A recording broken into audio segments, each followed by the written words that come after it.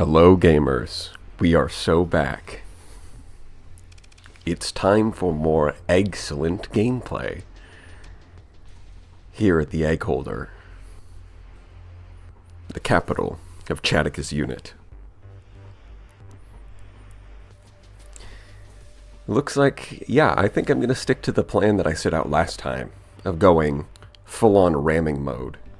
Although, I'm going to have to change up a lot of the skills for my officers to make that work. I think it can work. Good? Good enough, maybe. Good enough. I don't think I would call a ramming strategy good, but I think it can be good enough to get through the content. I mean, the Omen is kind of like... yeah. It's round. It's like a little basket holding an egg. Or I guess in this case it's not really an egg so much as it is the mysterious electrical orb. Would you like to ponder my orb? I finally catch a stream. Hello, gamers. Well, hello, Songos.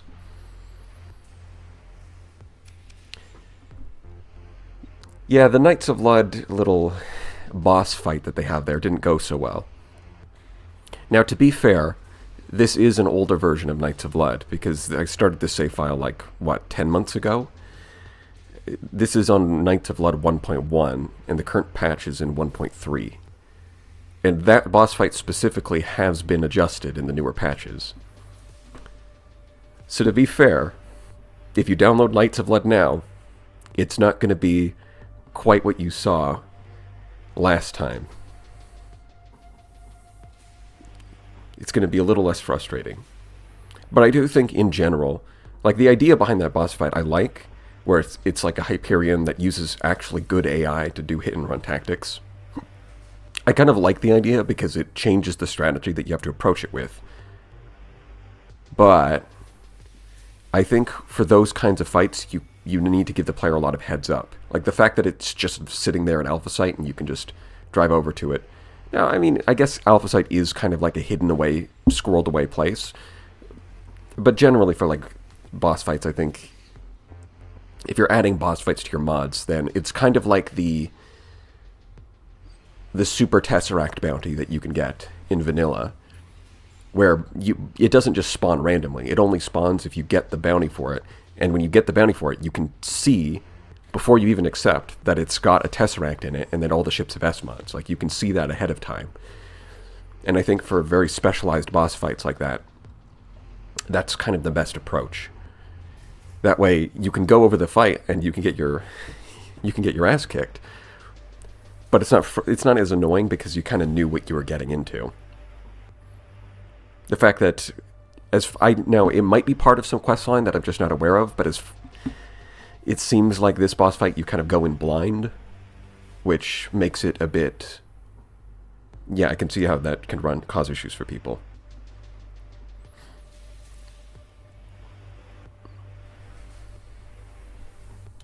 Well, anyways, we're going to have to collect more of these things. And we're probably going to have to fire most of our officers and get more. Actually, yeah, you almost have it right, but I grabbed missile specialization, which was a mistake. Because I think, due to the fact that this composite slots are bugged, I would rather go with a Devastator here. It gives it some more frontal PD, and a little bit of extra high explosive DPS. I mean, for the most part, it's going to rely on Reapers to just blow open armor, but if the Reapers are still recharging with the Microforge, then having like a Devastator to do double duty as point defense and stripping off armor so the Thumpers can do damage, that seems like a better idea than whatever's going on with the bug here. It's unfortunate, but that's just the way it's going to have to be. You have to go all in on ballistics. And for that, we can do some interesting things, because we can go combat endurance, impact mitigation, polarized armor, and damage control, and systems expertise, so it can spam its rampage drive, but then it has all of the armor tanking and all of the hull tanking skills, so it just has maximum defense, and then it just spams its system and throws Reapers at the enemy.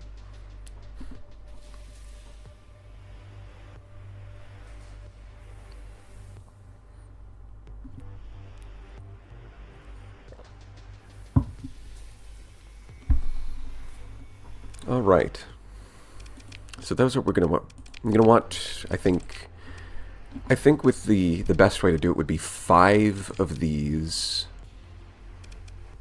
Because 5 of that is 125. And then an Odyssey flagship, that's 170. Then I can do 4 of these things. So it takes me up to 210. And then I've got like 30 deployment points left for a 10th officer. Oh no, not 30. It's more than that, right? Hold on, let me check that math again. Because these are 25, so 4 of them is 100. Then this plus this, yeah, okay. Let me check that math again. So that would be, this plus this would then be 160. If I have 5 of these plus the Odyssey, that's 160. And then 4 of these things should be 180. And that would leave me 60 points for my last ship. I could have sworn, actually, that it was 50, but I guess I'm just... Well, anyways, I'm going to grab... It leaves me with 1 more point for, like, a big ship, like a Paragon or a Filament or something that I can throw some Paladins on. So it's going to be a mix of, like, ramming ships, plus some tanky frigates, plus the Odyssey flagship, and then I'm going to throw in like a Paragon or like something that's got a number of large energy turrets that I can throw Paladins in, just to flip off the Hivers and tell them to get out of here with their overpowered fighters. Get the hell out of here with that nonsense. That's the direction I'm headed with this fleet. Now, where am I autopiloting to? Just the gate, eh? Alright. That's probably the gate that I took and then went and did the boss fight and then died. Well, I mean, I definitely would have won. I just quit once I lost my flagship, of course. But I would have won the rest of the fight, obviously. If only the Anubis was out. Well, there is a mod that adds it, and I have that mod. I just don't add it to this playthrough.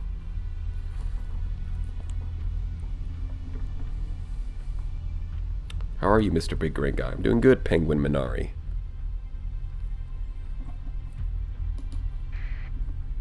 Yeah, if you go to the forums, you can find a mod that adds the Anubis. Like, it was like one day after the blog post, someone was like, alright, and by someone I mean Yimfa, or YMFA, or however you pronounce his name. A YouTube guy, but then he's just like, yeah, I'm just gonna make this right now. Very impressive. So if I'm not going to do that boss fight, I'm not actually sure what my next objective was, other than make more money and get more ship. And I've got a lot of money. I think, well, starting off, I can switch those over to Devastators, I guess. I can basically do that right away. I am going to need more story points, so I think this episode is going to be a lot of bounty hunting. Bounty hunting for cash and XP.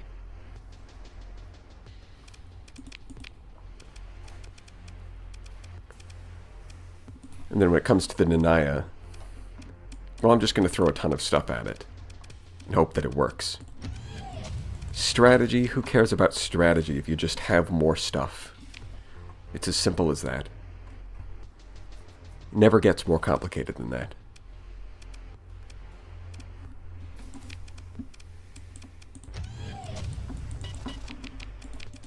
Yeah, this seems about right. These are doing fine. Yeah, okay, let's go look for some bounties to kill. Because right now there's not a whole lot. 69 days, you say? Over in the hero system. Well, normally I don't care about pirate bases destabilizing the core worlds.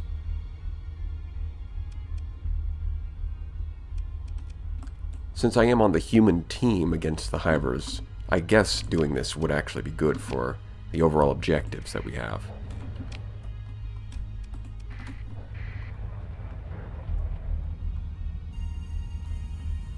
No. That's not a traitor bug. That's Robert Smith. He is a very human, very normal officer. He just has a skin condition. He's very sensitive about it.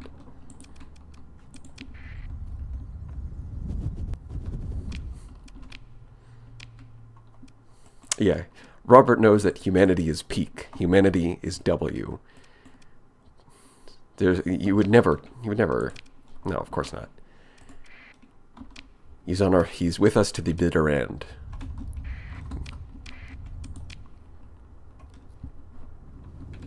Actually, which reminds me, in the future, I might include things like combat chatter, because I did not realize, apparently you can make, like, well, I guess obviously you can do that because the person who made the mod did, but it might not be too much to ask for me to actually create custom combat lines for officers.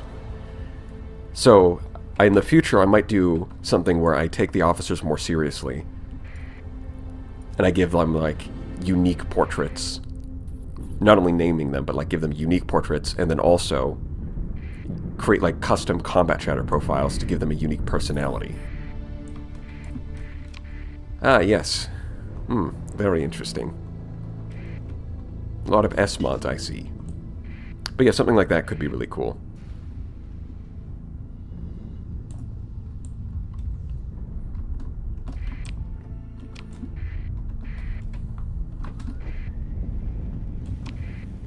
Help the officers stand out and be a little more memorable. Like, Robert Smith is pretty memorable. And then you've got, like, Penny Skinas, I like to complain about. But even the people that I've named, it's just kind of like they haven't... Like, combat chatter helps them stand out a little more. And if I can give them, like, distinct personalities by creating custom dialogue for them, that could be really cool for a future playthrough. I'm not going to do that now, though.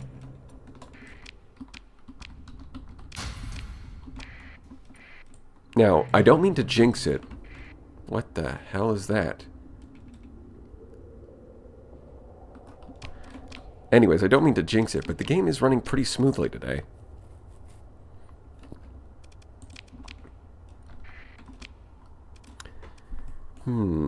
Because I was thinking about just starting a new playthrough with less mods to make things run a little better.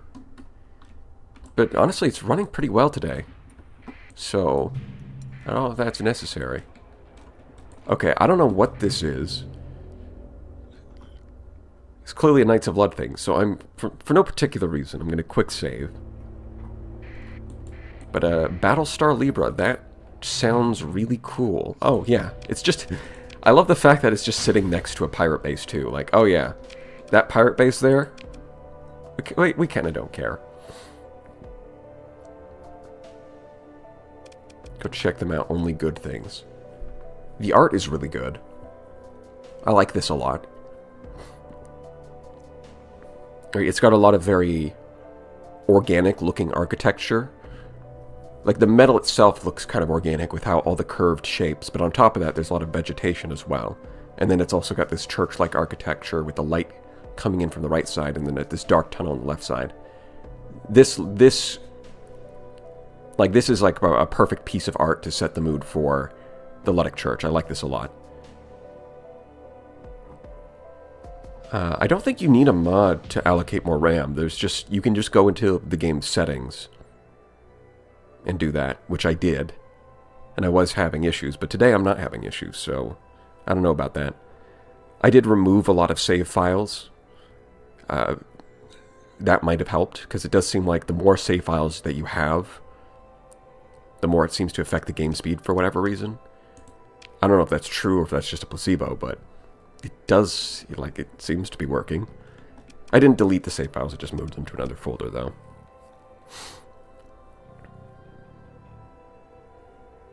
He shares his name with the singer of the band Cure. Huh. I guess the Cure is referencing the cure to Robert's skin condition. An interesting band name, for sure.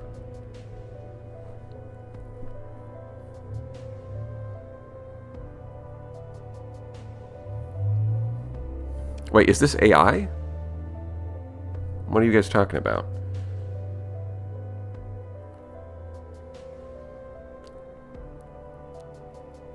When I'm sitting here talking about the organic architecture, are you guys... Is this an AI? That doesn't seem right. Yeah, unfortunately. Oh, I can't even access the... Oh, this is... Huh. Huh, there isn't an open art market. There's a black market and a military market, and that's it. That's pretty unique, actually. I thought I just couldn't access this because I had my transponder off, but no, it's a military market. Oh, I see. This is AI-generated art. Is that what you're saying? I mean, that's the thing, right? Like, AI-generated art looks like it looks pretty good when it's scaled down, so you can't, like, pick out the details. Like, it's pretty good with composition, but then you start to look closely at the details, and you'll see things like, you know, the classic being 6 fingers. But, of course, there's a lot of other things that just look off. So, I think in this case, where you generated a piece of art, you might, like, they probably generated a few of them, picked out the one that looks best, and then when the art is generated at a large scale and then scaled down, like, you can't really see any of the defects that AI art usually produces.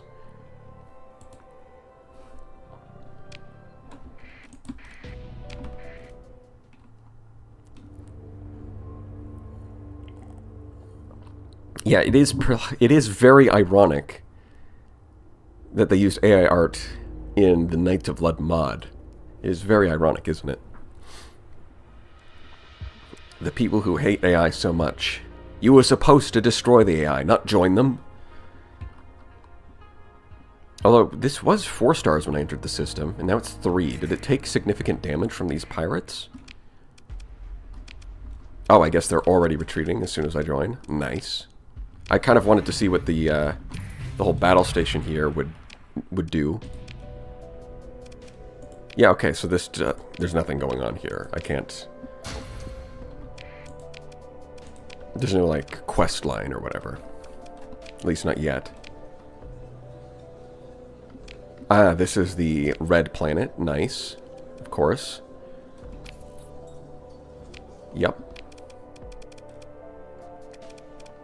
Yeah, when you see the old spacer, that gets to the Red Planet quest line, which is 100% a reference to Star Control 2. It's very well done. I like it.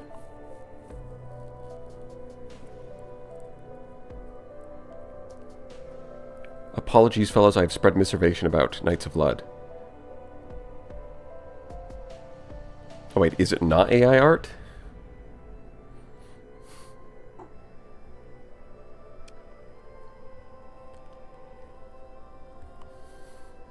Alright, because... Well, anyways, we're moving on. Moving on from discussion about the origin of the art. Okay. I don't think I'm going to need anything from these guys. So it looks cool, but I don't think I can do anything here. It's run much like a garrison of a large spaceship. With a rigid official command structure, this improves stability, but does require some personnel to see to internal security matters.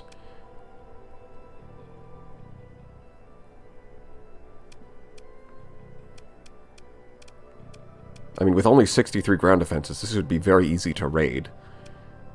So it's kind of a colony. Does it show up? No.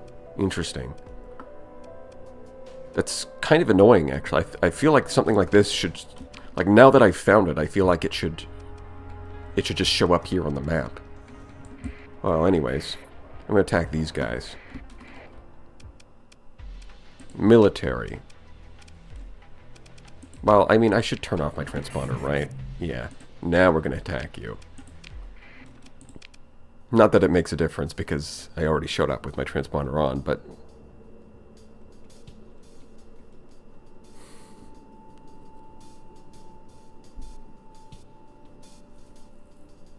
I don't think I need everything, but I'm going to deploy everything.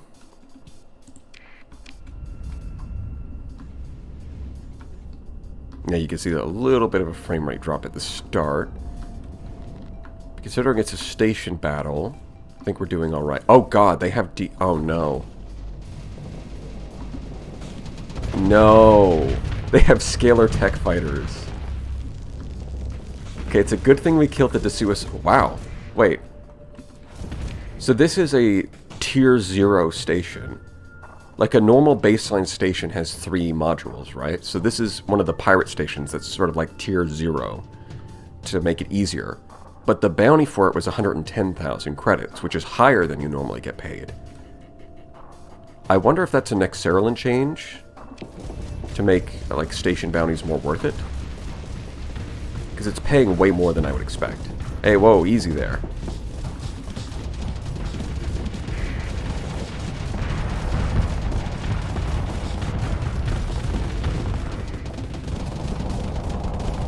Alright, yeah, now we're seeing a little bit of that performance I was talking about. I am considering just starting a new save file with fewer mods, but then including things like combat chatter.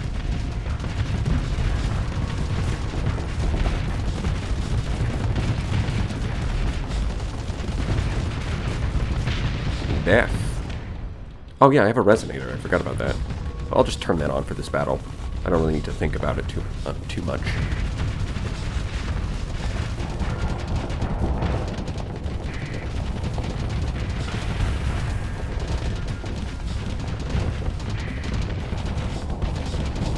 Ramming maneuver.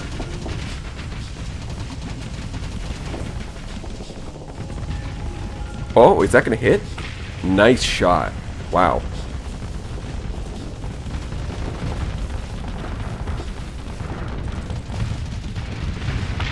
And there goes the station. Yeah, fairly easy.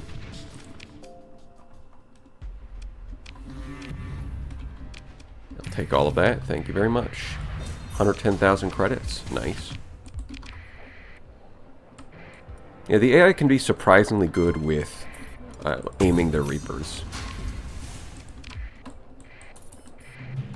Although they don't seem to lead their shots, so they can end up missing, but they usually don't.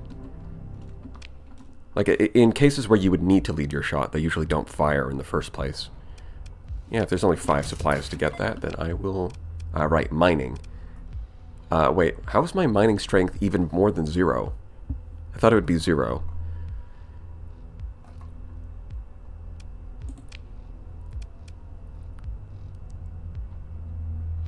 What? Do I have mining lasers? Why? How do I even have mining strength? Oh, I'm gonna salvage the ruins anyways. Oh, yummy food. My favorite.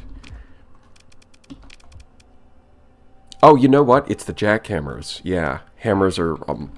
because hammers, canonically, are a mining tool.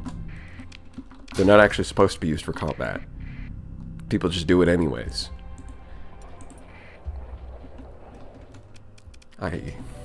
I just now remembered that. Okay. Hey, look at that. We actually... Hold on. We got one of these LPCs. Although, if I go to custom production... Can't produce anything, but can still look at the blueprints. Let's see. Design type... scalar tech. Yeah, unfortunately, I can't produce anything too large. Go to fighters, though. Twine... Yeah, this. This thing. Ideally, I'd get like a battle carrier for like the last ship in my fleet, and then throw in a bunch of these things. 16 ordnance points, but it does... I guess it's kind of fragile. I mean, it's not super fragile, but considering there's only 1 per wing, it does die relatively easily.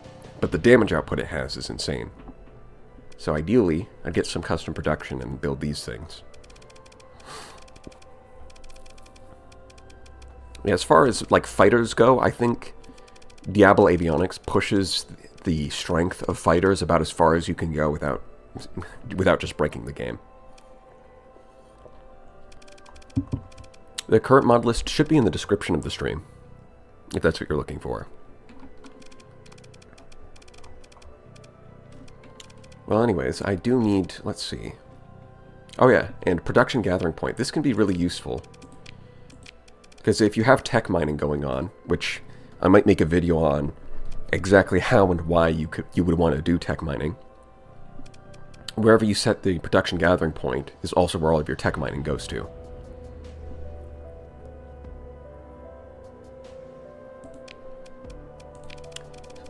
But speaking of, I should, yeah, as soon as this colony grows, refining is tempting, but I'm probably going to go with heavy industry first so I can get some custom production. I may also want to hire some administrators. Oh, hey, look at that. I've got one. But, hold on, let's see. 67,000. 79,000. So you're gaining about 12,000 in credits, but you're costing me 20,000. I mean, I guess that's fine. This is going to, like, the value the industrial planning provides will scale up as the colony grows. So by the time the colony gets to size 5 or 6, she's going to be providing more than she costs. And the fact that I'm only managing one colony now means that I provide a stability boost. So I think that's worth it. Even if it's hurting my profits a little bit. I'll leave it as it is.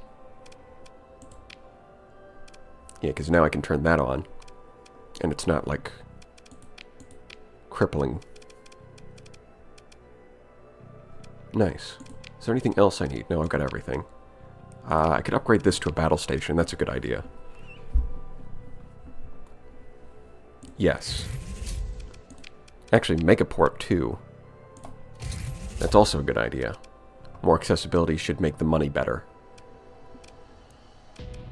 This I'm going to leave alone because upgrading to heavy batteries doesn't do a whole lot. Actually, I could build ground defenses here to get some extra stability. Though strictly speaking, that's not... Nah, stability 8, even with Ludic Majority. Yeah, it's probably worth it. It's only 150,000 anyways.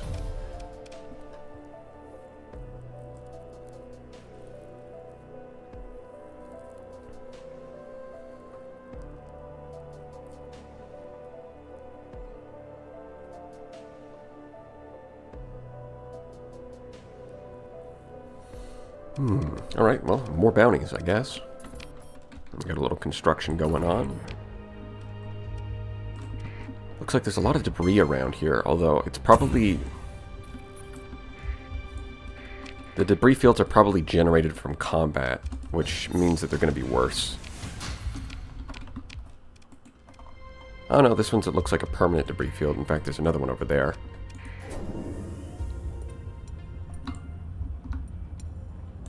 This one looks like a temporary debris field. Yeah. The ones generated after battles between other ships are usually not as good. Well, I'll take free stuff while I can get it. I'll have to move on out of here. 100,000. Nice. Yeah, most of that's from the Iron Shell Commission. That was a good choice. I was struggling a little bit. Let's see. Oh. Well, this is cool. About 200,000 credits. Target skills. All of them. He has all of them. But the only one that's elite is target analysis. And he's in a missile destroyer, so I guess most of these skills don't matter.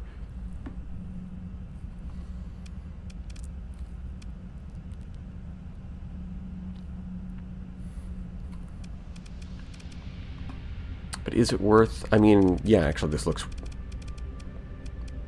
This is just a few frigates. I guess most... It seems like most of the reward here is coming from the fact that the target has an insane number of skills. But he's in a missile destroyer, so... I can probably just snipe that with the Odyssey. I don't think this is actually all that threatening. I'm going to take that job. So, it's also fairly close to my colonies. That's convenient. Alright, let's head to the gates. Gatewood Ho!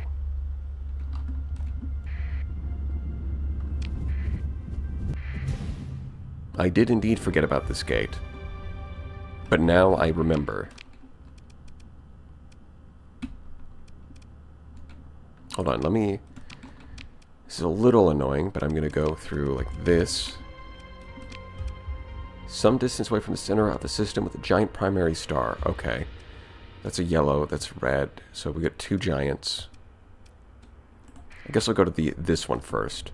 And then now if I click here, I can see which gate is closest.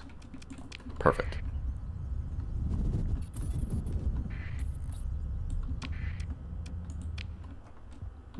That's relatively close. I'll grab that.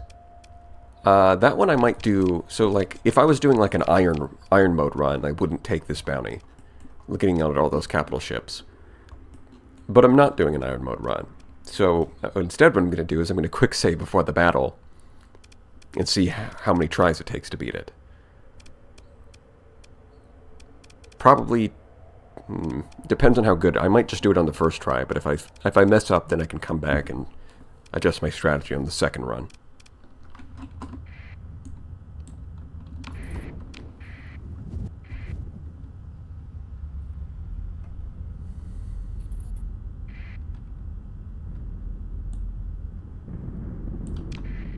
Personal bounty. Oh, cool. It's where I was. Thanks, comm system. And it's still a good payout. I'll make my way over there eventually.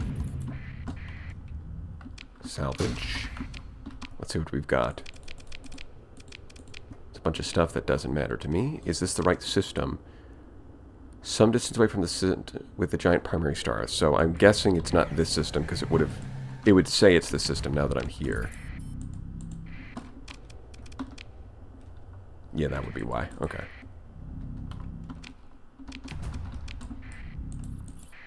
Let's see. Still don't have a story point. Fleet log. Don't care about this.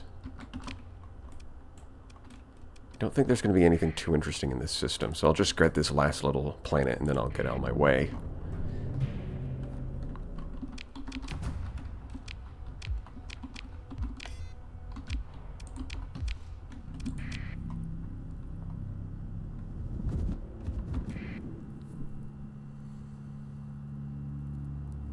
What if we're going to do the game missions on video? Yeah, I am planning to do a couple more of the missions. Not all of them are all that interesting, obviously. Like, the first couple are pretty tiny missions, so there's not much to do there. But I might do Hornet's Nest in a video.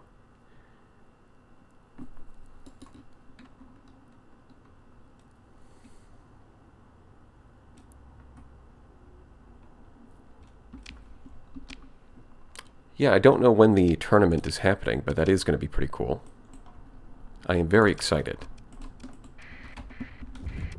Will I win? Maybe.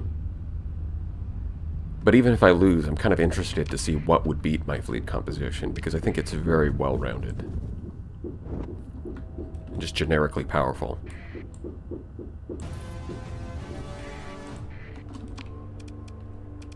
Yeah, Yukum star system, so it's going to be in this one.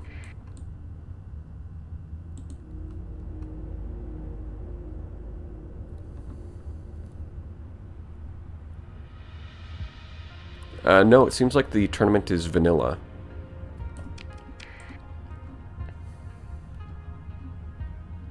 You only have access to vanilla tools. Ah, it's also got S-mods. That's probably why it's worth so much.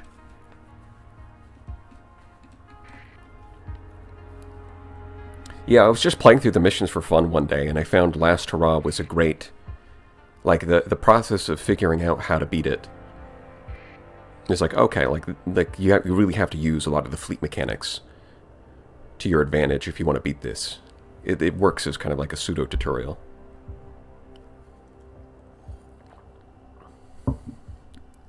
Well, Tuya, welcome, certified gamer.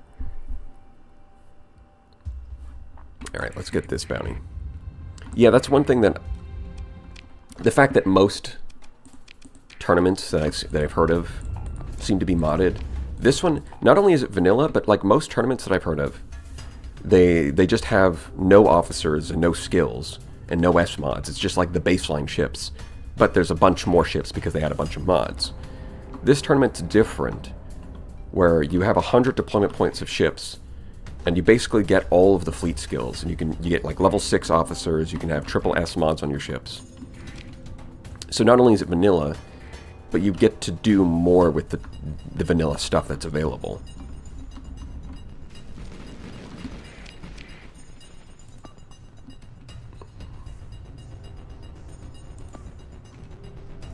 Okay, so you are by yourself right now. I think it might be good to put in a void order here. that. You can do that. We'll ignore that. In fact, have everyone... No, it does seem like the enemies are mostly going to go downwards, so we actually want to group up here.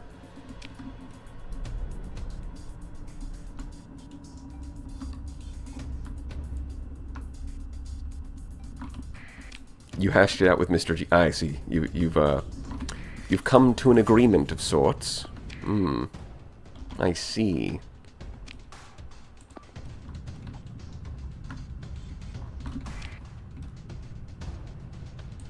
Okay, so you are having a problem. No, stop trying to chase down a single frigate, please. Leave the frigates for that. Wow, these things are fast. They are turbo drifting. Hold on. Where am I? I'm here. Enemies are up here. Okay.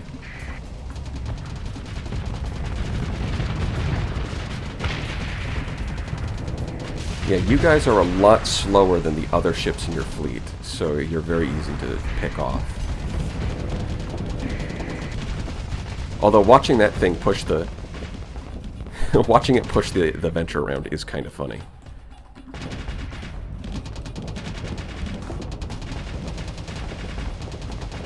Ooh, this... I do need to change my weapon loadout a bit, because there's a lacking... Relying purely on the jackhammers for that anti-armor is a bit much. It's asking a bit much. Glyph Misui, welcome. Another certified gamer.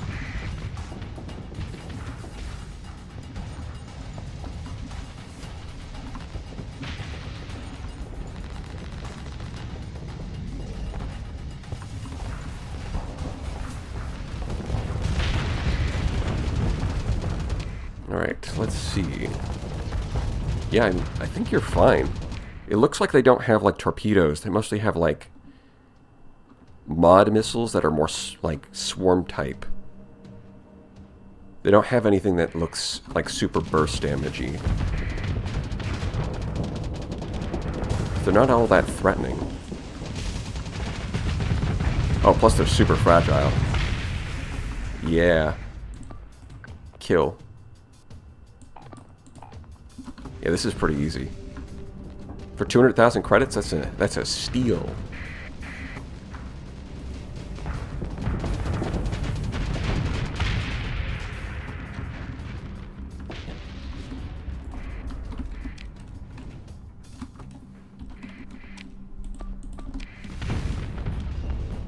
Yeah, based on the way that people voted, it looks like the way the tournament is probably going to be organized is it's going to be YouTubers versus each other in one bracket, and then viewer and everyone else, non-YouTubers, you know, second-class citizens, in a separate bracket against each other, and then the best from each bracket will face off. Oh, is it not over? Oh, of course. Of course it's not over. There's a single Hermes with the intent to kill. Oh, and the Dram, too. Oh, you know what? Okay, that seems like a bug. Because the AI is forced to deploy... Like, if the AI doesn't retreat, there's like a... It can cause problems with the game's soft locks, so there's a... To prevent that, there's a tool that... There's like a little AI quirk where they're forced to deploy their logistics ships and then retreat them as a way to prevent it from soft locking. But it seems like whatever AI they gave this fleet is so aggressive that when it deploys those ships as part of the prevention tool, they actually try to fight. That's odd. I don't think I've seen that before. Well, it does make cleanup a little easier, I guess, if they're approaching me instead of running away.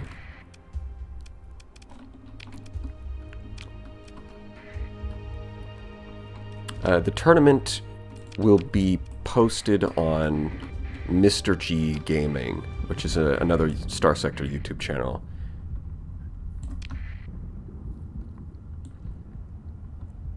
And it seems like there will be commentary from Yuran, the other Star Sector Gaming channel.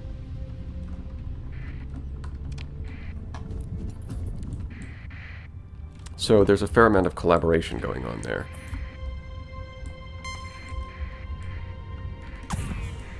I don't know why you guys think you stand a snowball's chance in hell. You're at 2 stars.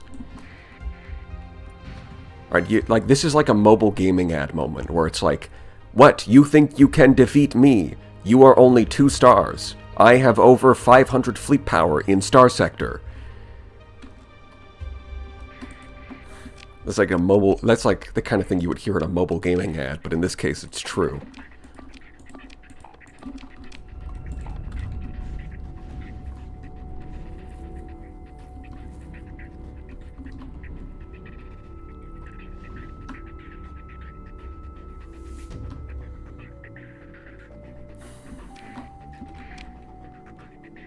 And Hivers seem pretty dangerous. Their fighters do seem a little, by a little, significantly overtuned. Which may be, I mean, that's partly kind of the point of the mod, is that they're meant to be like a big old boss fight. An existential threat to the sector. So I can't really complain about that too much. I have over 1,000 DP in Star Sector.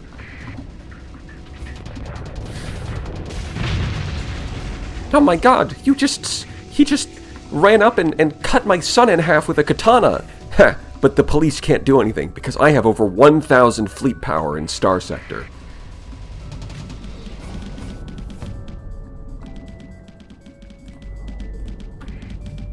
Alright, Shade. Yeah, you messed up, my friend. I don't know.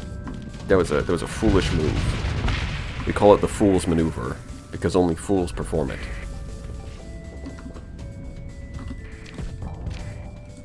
This looks a little chaotic. What is going on over here?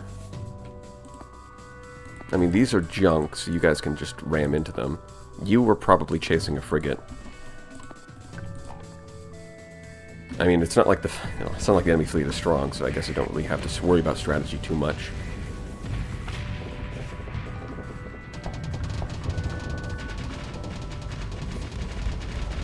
Now, there's a worse fate than being owned by an AAA company. And that's when a private equity firm gets a hold of it. That's when you know something is truly done for. Because that means that whoever owned the IP before has just sold it to get to squeeze as much money as they can out of a bad investment. And they have no interest in actually seeing the product developed in any further way.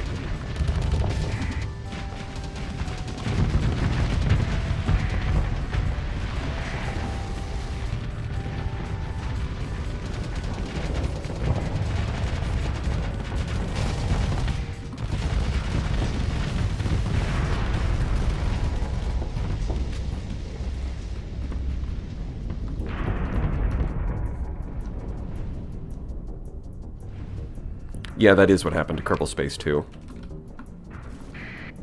Well, when Kerbal Space 2 was announced, it was, as far as I'm aware, it was something that's being pushed by the, or, you know, before it got acquired by a private equity firm, it was being pushed by the IP holder and had basically nothing to do with the people who actually made the first Kerbal Space program. And that's why it was the way it was.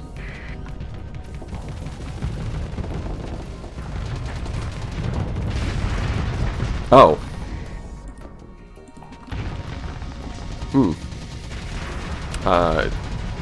Whoops. Just didn't think that would happen. Alright, time to kill all of your logistics ships. Yep, and this is what you get for messing with John Star Sector. Or in this case, Chaticus Rex. Actually, maybe I should make my next game named John Star Sector. If you guys could, like, fight each other a little bit, you know, not like a lot, but like a little bit to drain their CR, that'd be awesome. In fact, I'm going to wait for my CR to recover a little bit here. I didn't realize this was in the same system as this. Oh, it's some distance away, of course. Lovely. Well, I'll worry about that after doing the bounty.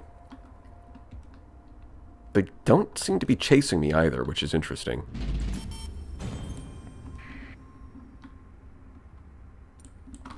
Yeah, does it have... yes, he does have Elite Ballistic Mastery. Yeah, Manticore is pretty good. I like it. Alright, it's got... like, the Sunder might have a little more firepower. It's more of a glass... but it's also more of a glass cannon, where the Manticore has pretty decent survivability in addition to... Should I quick save now? Yeah, I guess so. I think if I need to, I can still emergency burn away.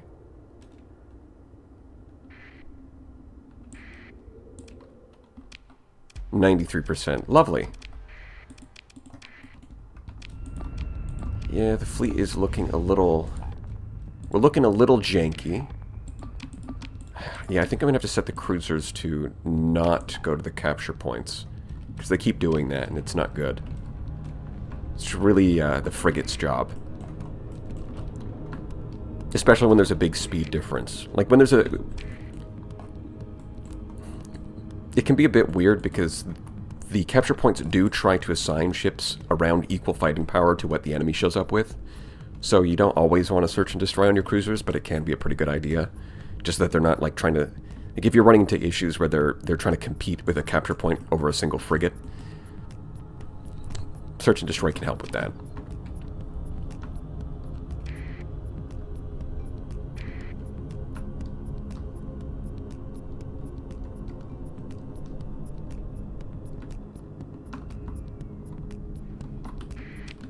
Wolf spam, I think, is viable. I'm not sure if it's...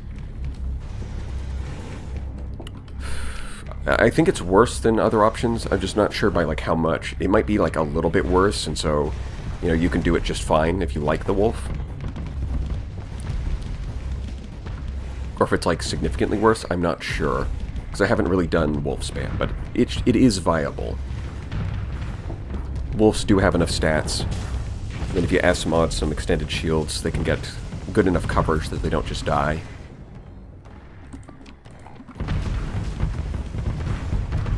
Alright, so you guys showing up over here is great, because that means that we can just pick you off very easily.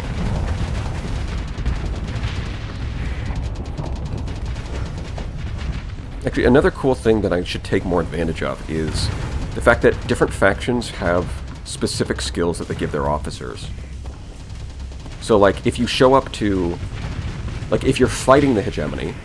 oh, and Omen already got destroyed. Lovely. Of course.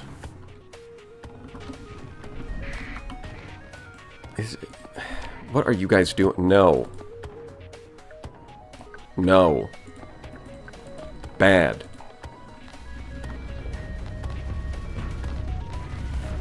Yeah, there's a lot of fighters.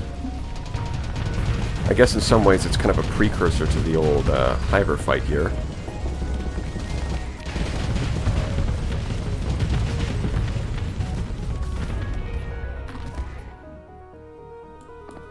Maybe like this. Okay, we can cancel that. Probably want to avoid that, really. You know what? Let's work our way inwards instead of trying to drum past the enemy cruiser.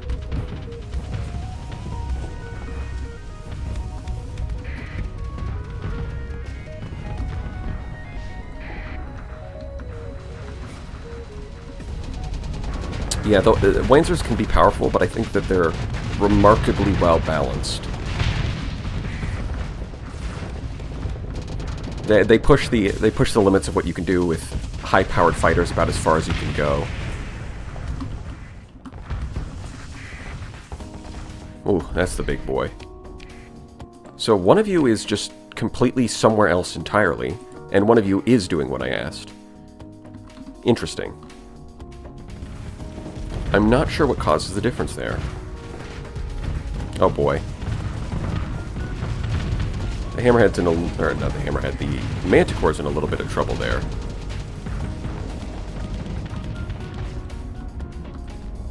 I mean, Canister Flak is pretty good against regular fighters, but considering Wanzers have extra range, I can see why it might struggle a bit more here.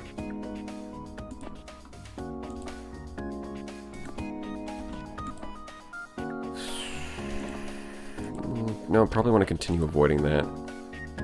I mean, part of the problem here is that they are getting reinforcements. They've got more than 240 DP by the looks of it. In fact, they've got a number of these things.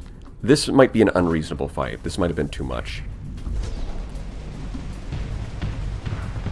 Like, the fleet is getting there, but it doesn't quite have all the pieces it needs.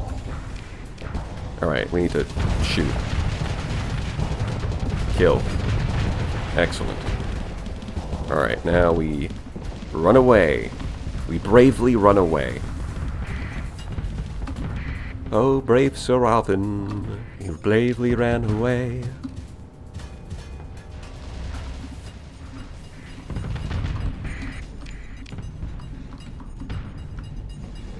Yeah, I think I'm just gonna not. So, this guy did get into an awkward position, but his armor is mostly intact. There's no big holes in it. Maybe if I can get you guys to kill stuff up here, that might work.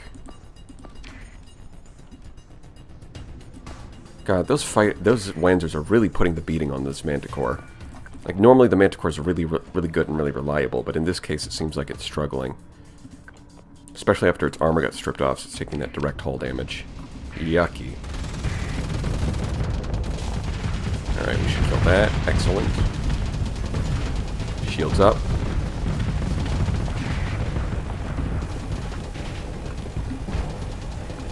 Now, this thing is a lot easier to kill if I could get a distraction to go around the side.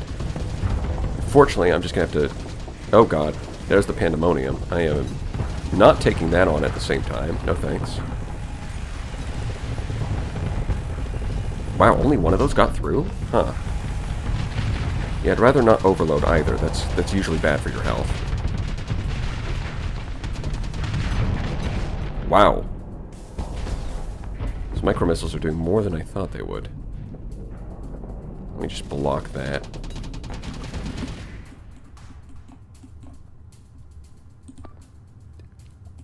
Alright, chasing all the way to the edge of the map. Excellent. That's a classic maneuver. We all love to see it. Let's see. I mean, yeah, you're killing this thing, so that's good.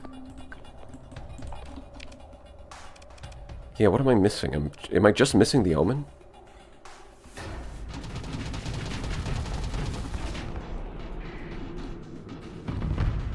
Everything else is chasing me. Classic tactic. I mean, this is one tactic that can always be used to cheese the AI, is to just get in a ship with strong enough shields and enough speed that you can bait the enemies around the map instead of actually fighting your fleet.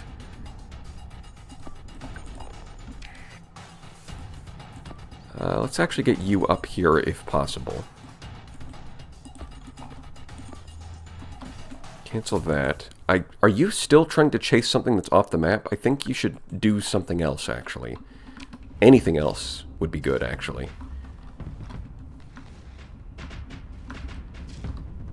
Let's see, are they turning around? Yes. Okay. I'm just gonna kill these fighters.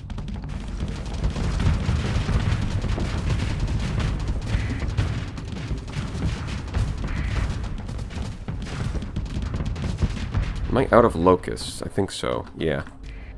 And it's inevitable in a long fight. What? Are you so busy fighting the fighters that it just ran all the way over here? That doesn't seem right.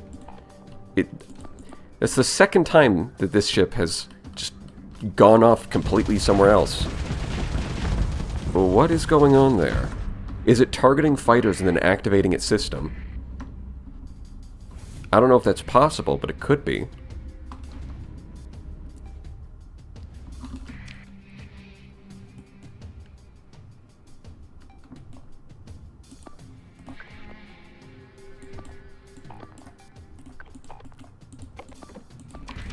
Okay, this is not good.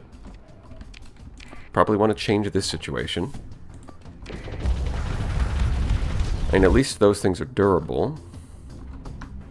But that's only as long as the shields last. No, no. Just back up. Yeah, see, this guy, there's like 2 fighters, and he keeps turning around. Maybe instead of doing that, try fighting the enemy? It's like a suggestion. I thought ramming ships would just like plow through the fighters and go straight for the enemy, but apparently they're struggling a little bit. Well, now they're kind of doing what I want them to. Okay, so let's actually continue avoiding this.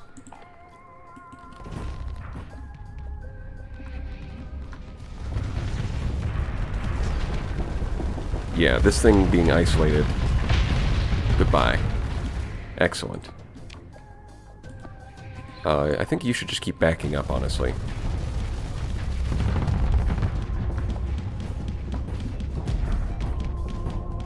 Yes.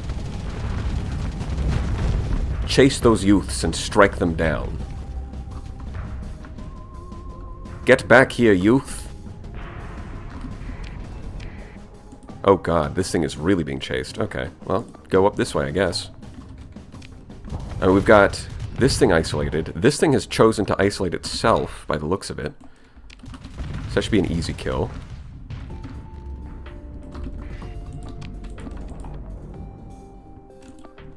Cancel that escort order. Yeah, you might not make it, sadly. You're also in danger, but not as much immediate danger. Luckily, these things are like paper thin.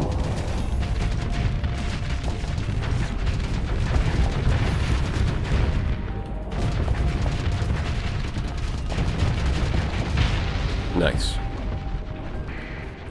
Yep, they did actually manage to take that thing down. Okay, maybe we can save you if we can get the Centurion in there.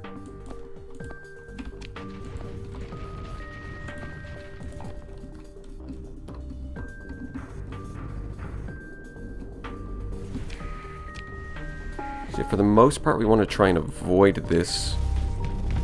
Yeah, we might be able to save that guy. Move that. Okay, and then I need to get my ship back over there.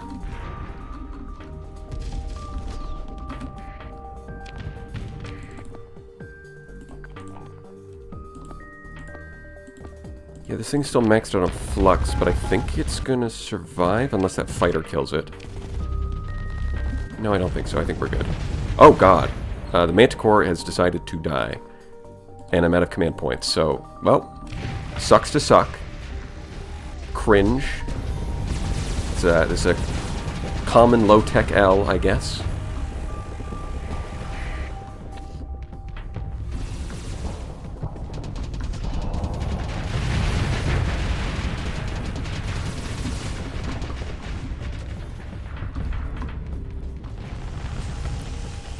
I mean, this thing's gone, so that's pretty cool. It did, in fact, live. Okay, cool. So I think what I need to do is turn around and kill this thing and get you guys on over there. And you over there. You can cancel that. Have both of you just kill that. You can just keep doing what you're doing, and I'm going to go kill this thing. Oh god, wait, hold on. That's a lot of fighters. Hello. Goodbye.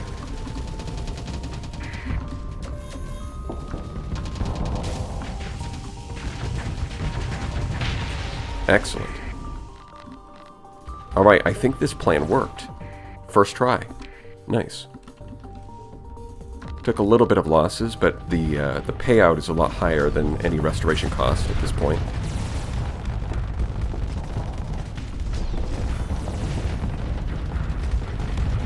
Look how much it's shooting it!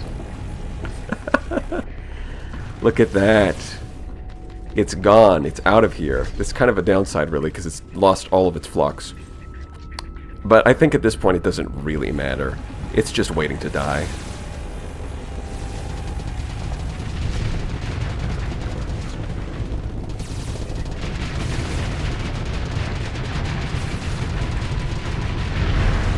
Yeah. Alright. We did it. We lost the Omen. It's going to get replaced anyways. The Manticore. And we took out all of that. Nice.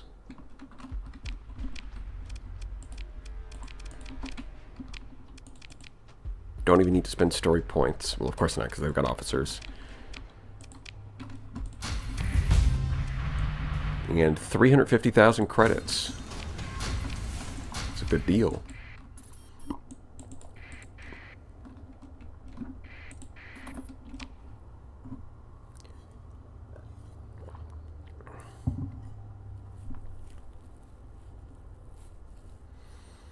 And now I've got 3 story points. That's pretty good. Yeah, I think I'm going to go officer management. Have more officers.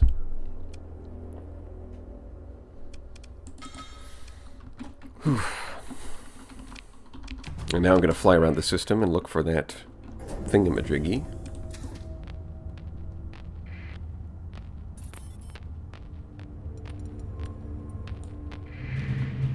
There it is. Oh, scavengers. Oh, no. What am I going to do? Actually, let's level up a little bit. Yeah, I guess target analysis. Yeah, is that it? Alright. Yeah, I'm not... It doesn't even spawn battle objectives? Come on.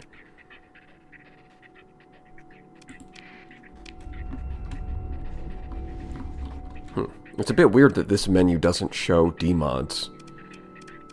It's kind of important because more DMods reduces their deployment cost. Yeah, whatever.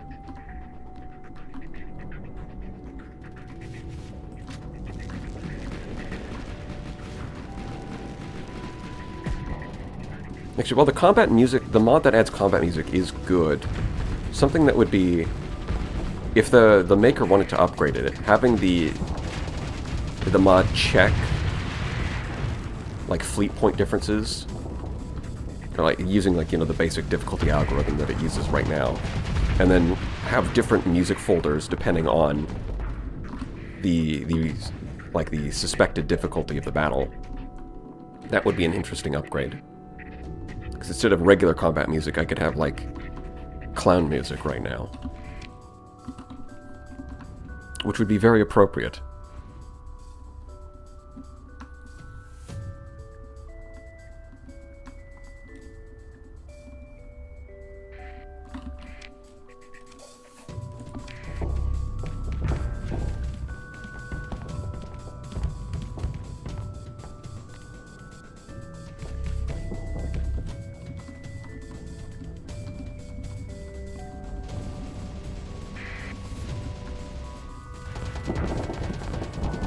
Benny Hill music for pursuing battles. Exactly.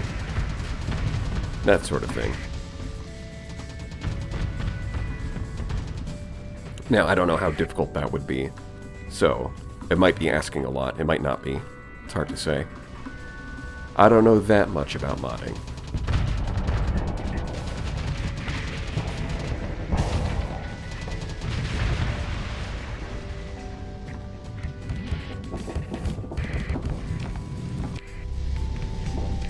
We can just click full assault. Yeah. Kill him.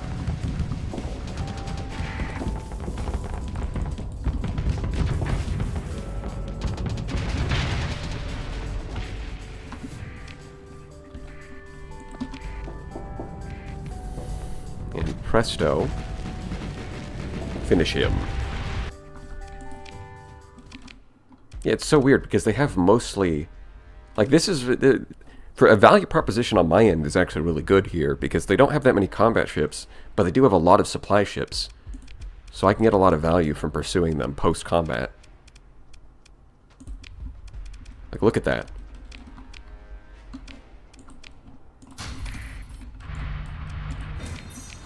Yeah, it's very odd that they think they can do that. Whatever, more combat, I guess. More free stuff. Wow, that was a lot of luxury goods. Nice. Level 5? Alright, it's kind of... I guess that depends on your skills. Yeah, I mean, that's pretty generic. Impact mitigation, polarized, field modulation. Yeah, I think this is probably a template. Just like a generically useful skill set.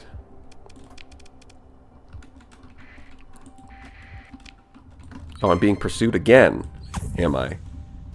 What the heck is this? Is this a pirate vengeance fleet? That might be what that is. A lot of my ships are low on combat readiness, so I should stall them a bit more. Yeah, I don't think I want either of these or those. I'm gonna have to mentor you. But I'll worry about that afterwards. Yeah, I probably should have stalled out that fight a little bit longer. So my frigates mostly have low combat readiness. Oh, you know what? This should be fine.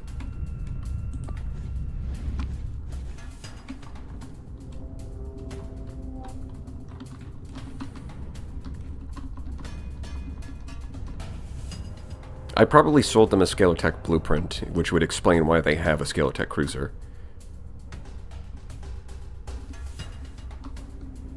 I mean, really, the pirates... You should gain reputation with the pirates whenever you sell them a blueprint. That would make the most sense. Well, maybe not the most sense, but it would be funny.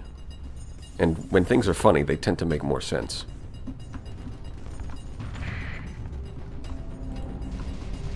Well, that was a cool maneuver. Look at him go! He did it 4 times. That's systems expertise for you. He actually managed to get away.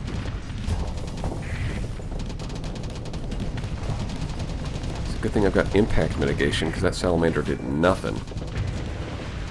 That could have easily been a flame out.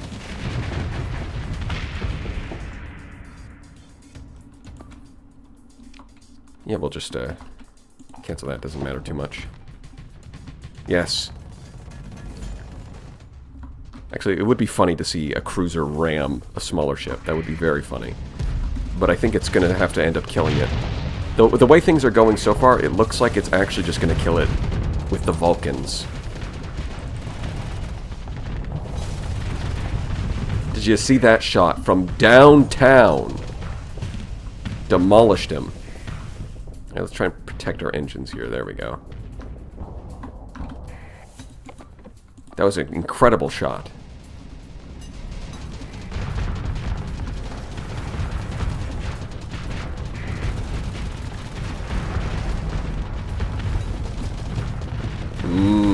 Cooked egg.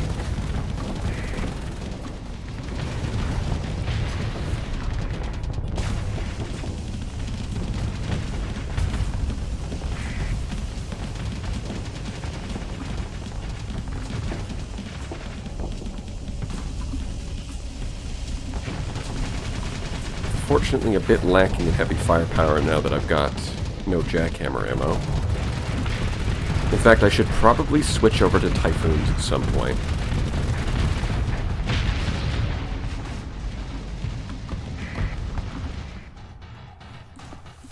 Was this the flagship? I think that was the flagship. Let me check. I can't tell.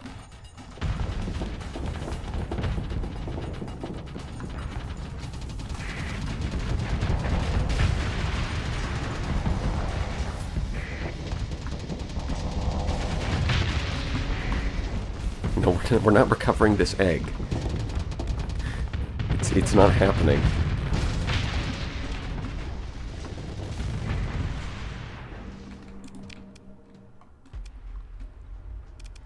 Yeah, no, it doesn't have an officer at all, so that can't be the...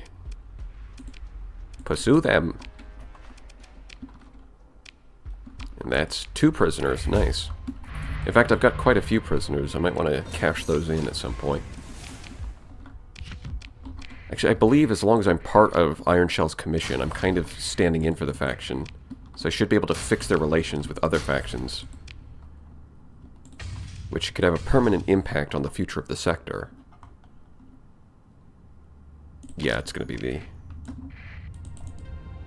Okay, yep, now, I don't know what was... I don't know what they put in that combat, but... it's slowing things down. Yeah, I think that combat kind of put us at the RAM limit. I'm going to scavenge these, and then I'm going to restart. And I'm going to go to the bathroom while I restart. Might as well. Because yeah, there's a noticeable delay between clicking the button and actually getting to see the salvage. organs. Yummy.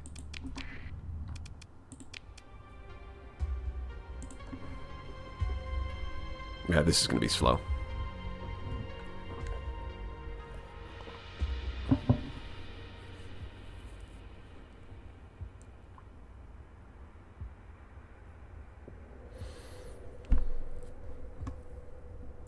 Pirate Paragon could be cool.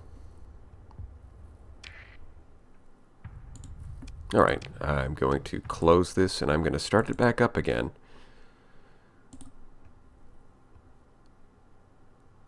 Alright, and I'm going to go to the bathroom, so I'll be back in a second.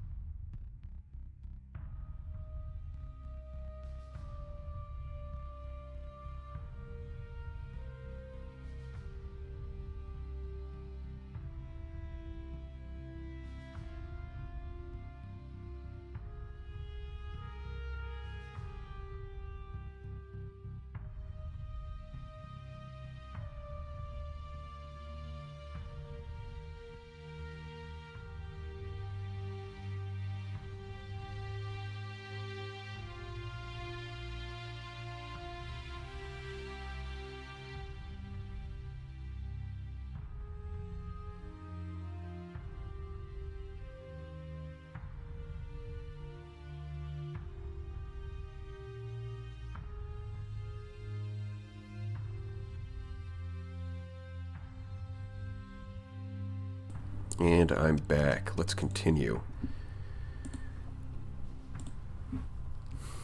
Thank you, Cooler Guy, for the funny number times 2. 6969. No, don't make them egg. Don't do that. No. Please. Do not egg my fleet. Actually, that would be kind of a new interpretation of the word egging somebody's house. It used to mean throwing eggs at it. But now when you egg somebody's house, you turn my fleet into egg. That's a very interesting way of looking at it.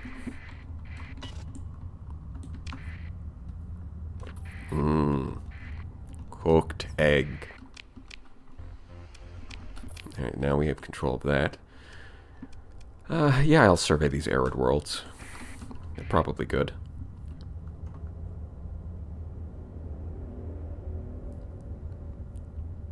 Yeah, you know what? Maybe... I do like symbiotic void creatures, but if they're bad for performance, I might have to cut them out next time. Got any boys with fancy guns up there? If so, I've had a little favor to ask. Recently, a rival camp stole something of great value to us, a domain military medal. We'd go and get it back, but they're dug in too deep for us to handle. But if you were to come in with your fancy shuttles and power armor, they'd crumple like cellulose paper. In return, you can keep whatever other valuables you find in their miserable den. Interested? Do I have any Marines? No. I should be carrying around like 30. That's usually a good idea.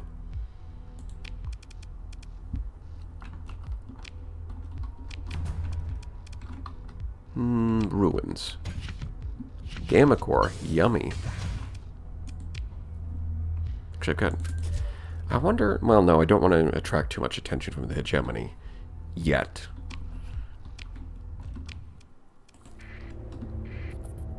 Can you remove it mid-game? Probably not. Actually, I didn't even consider that as a possibility. I'll look at the mod page and see if the creator said anything about that being possible. But usually it's very common for mods to be safe to add to an existing run, but not safe to remove. +3 transplutonics on a habitable world is very rare. This would be some pretty good mining.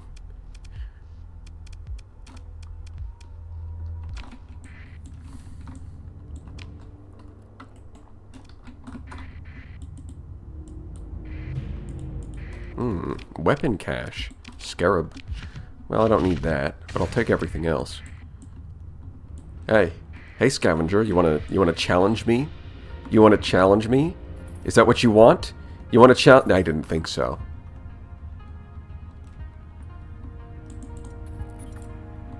With your pathetic fleet, you dare challenge the mighty Chadicus Rex. You fool. You imbecile. You what a moron. I didn't think you had 2 brain cells to rub together, but apparently you don't even have 1. Embarrassing, really. I don't think I need Gunnery implants for anything. I'm going to disregard you. Sorry. Better luck next time, pal. Gate. We'll go to this one.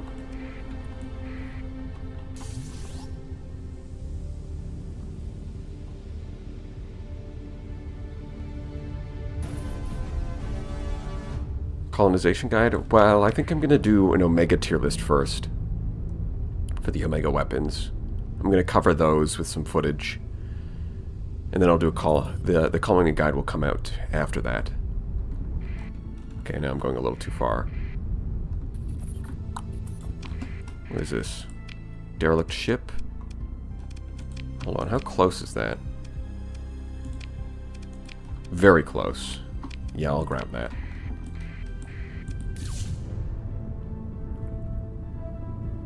Ah, yes, hold mod tier list, of course. That's another one people want. That one might require some footage. Like, not every hull mod is easy to show visually, but some of them are. Yes, yes, yes. Everyone wants a tier list for everything. I know.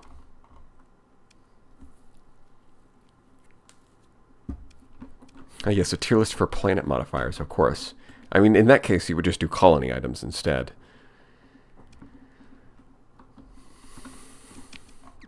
Yes, when I've got like 15 tier lists, then I can make a tier list of my own tier lists. Yes, see, this tier list was this tier list I still agree with, but this one, I can only rank it B tier because I have changed my opinion on a few things, and therefore, it's not as good. And this one doesn't even have any gameplay. That one's just, it's just lower quality, you know?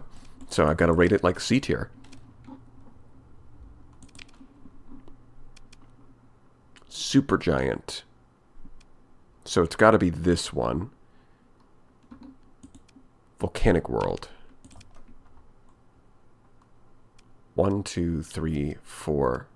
There it is.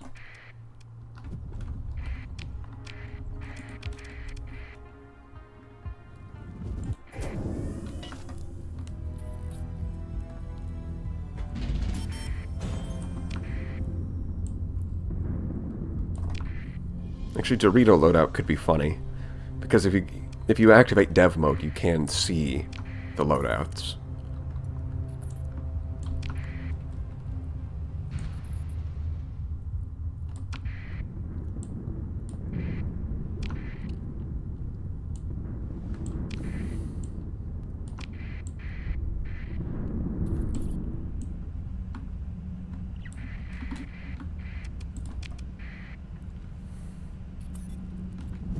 An egg tier list, of course. You know, maybe I've got to do some kind of special tier list for April Fools. Something, right? Like maybe an egg tier list where I just I go through all of the ships and rate them based on how much they look like an egg. Yeah, something stupid like that. Yeah, look at that. Danger 4? I don't think so.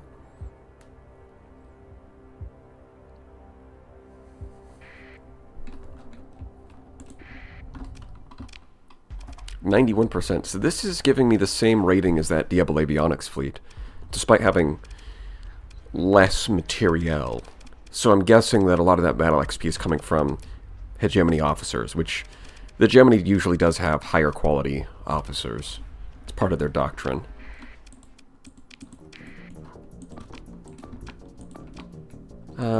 Actually, I don't think I need anybody to really do that.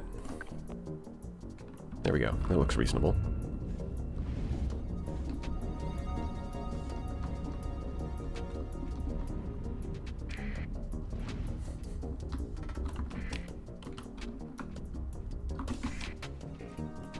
And we're going to do a little pincer maneuver. See how that turns out.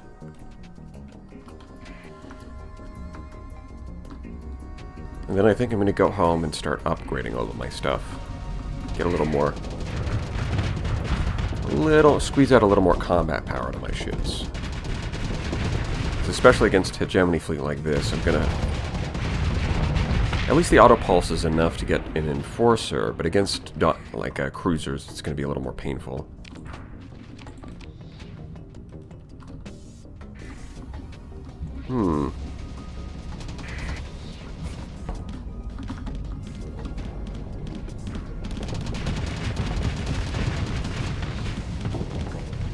Oh, you think you're getting away? No, no, no. I'm going to make sure you die.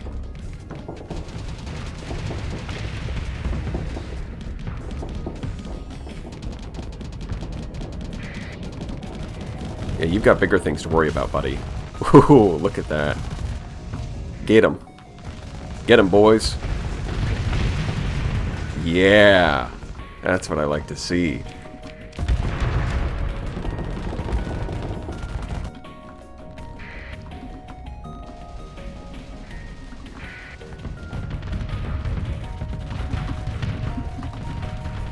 Is that double Storm Needler? That's kind of a pain, because that's really good against me specifically. But if you can distract him with your ramming machine, that won't be such an issue, will it? In fact, you can distract many of them.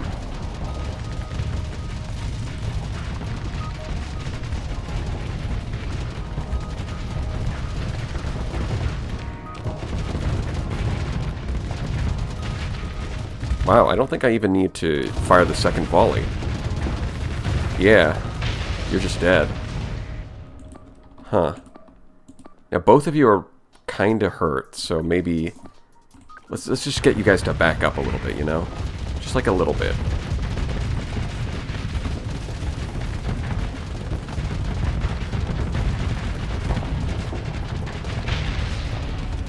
Ooh. Yeah, I think you just have to straight up retreat. You can ignore these. You need to back up and vent. I don't know why you're still moving forward. I've told you to go the other way.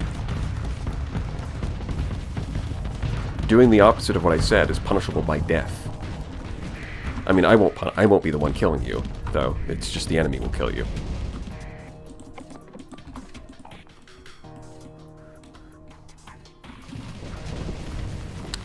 I mean, it's not like the enemy forces have necessarily bad ships. They've got decent officers, too. Oh god, are you...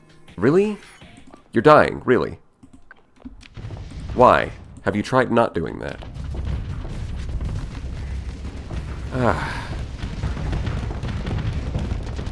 Here, have a protective piece of debris. You're welcome. The things I do for my people.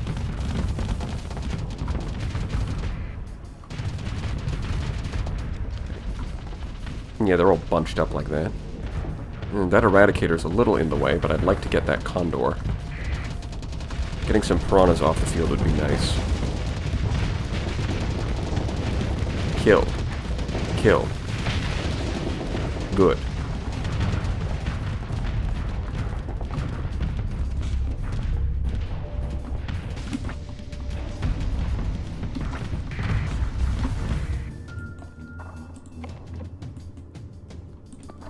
Oh wait, hold on. You should be able to win a 1v1 against that. Right? Yeah. It does have a phase lance, which is a little scary. But you've got shields, so you're fine. In a 1v1, you should be good.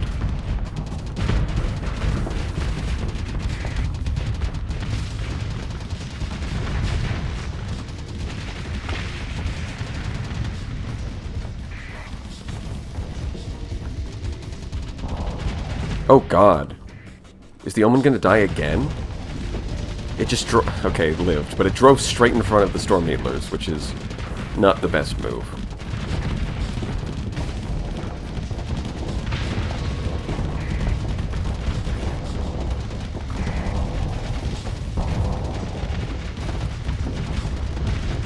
Oh wow, I actually got this guy to turn around, and now the Eradicator's just got a free shot in there. Very nice.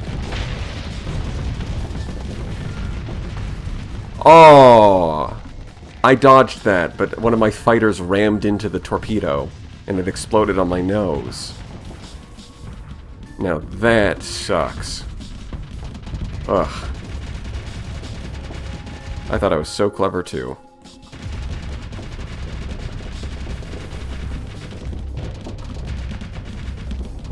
Yeah, killing these is going to be a little slow, but they're not going to be able to fight back at this point.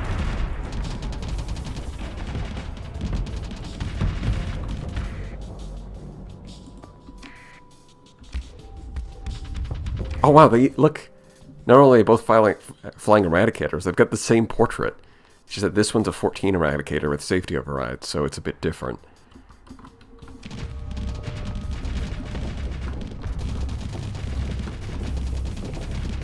Yeah, I think the Eradicator was invented post-collapse, just based off its description, so having a 14 variant doesn't... I mean, lore-wise, doesn't really fit. But it looks cool, so I guess it's fine.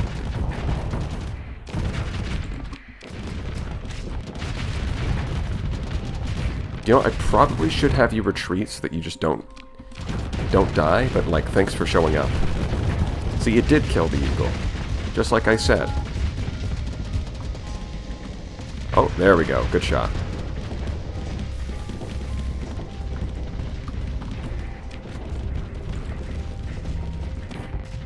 Yeah, mine's winning, of course, because it's got the range advantage. And Hegemony Doctrine is steady, so a steady officer in a safety override ship is not going to do well.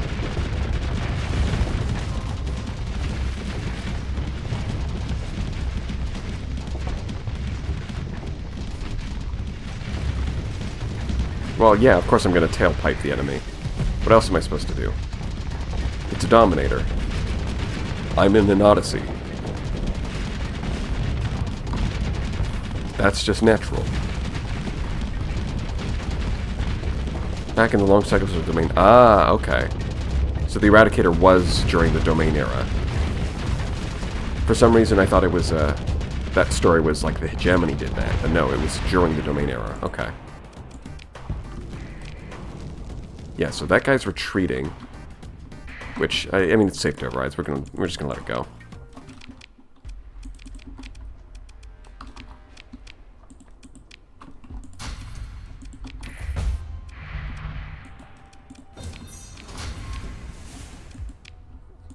Damn, that's a lot of stuff. You got a lot of stuff. Wait, the Zon Empire captured that. That's interesting. It's unusual. Highly unusual.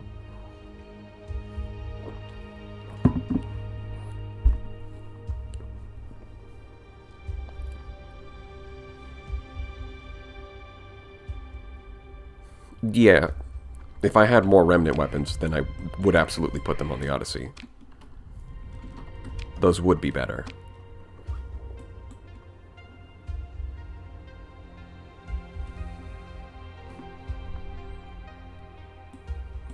Okay. Now I'm gonna go sell all my crap, because I have too much crap. Oh, wait. First, I've got to go here, so... Yep, got that cash. Another one. Although this impact mitigation, that is actually something I want.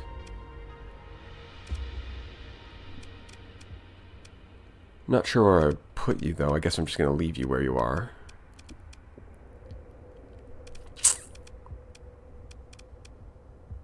Yeah, no, I think I'm going to swap you out for Eggman. You're going to be weaker in the short term. But in the long term, I need you to level up so you can actually get the right skills.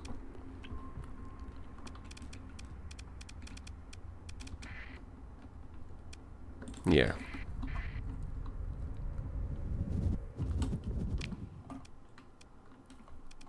Yeah, I might have those siege. Hold on. Do I have those? Siege lasers. No, I grabbed the suppression artillery. It's kind of like a large mount long-range machine gun. With low sustained DPS.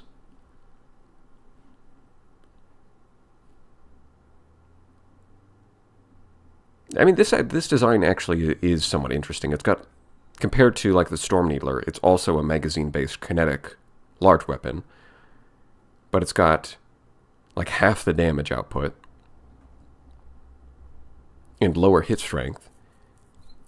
And in exchange, it's significantly cheaper at 20 ordnance points instead of 28. And it's also got longer range.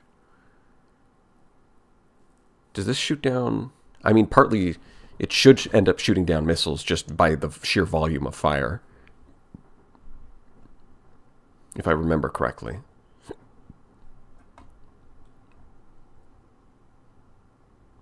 Yeah, no, it doesn't look like I got any siege lasers. Yeah, let's go do this.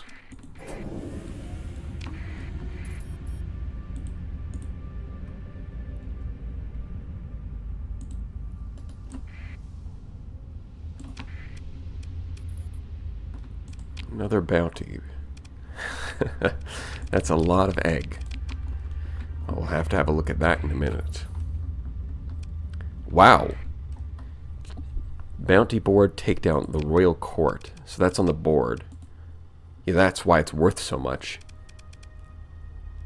Upwards of 30 other ships. I think this bounty board is paying a lot better.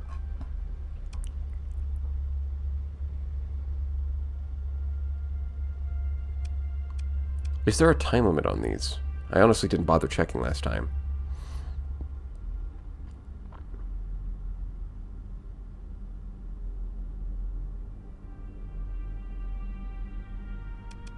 His skills are a lot more reasonable this time instead of having every skill.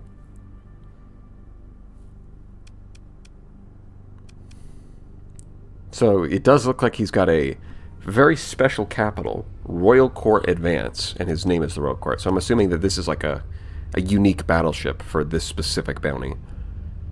But everything else looks pretty mediocre. Like he's got 5 cruisers.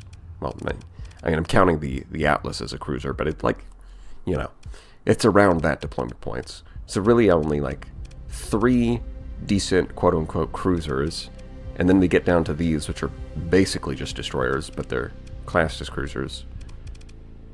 It's probably going to be easy.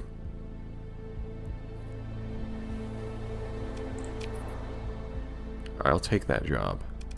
If I go over to important.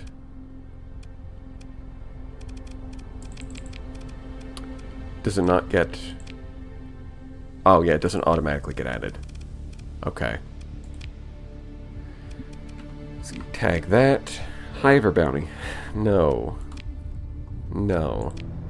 And that's a cheap bounty.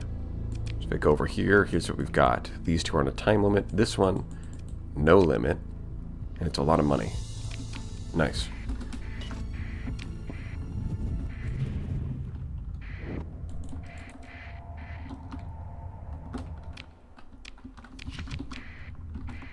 Okay.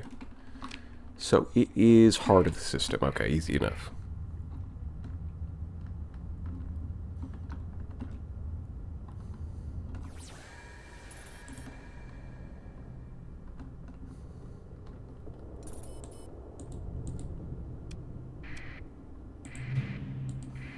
It's a simple dram. Nice. Alright, let's get out of here.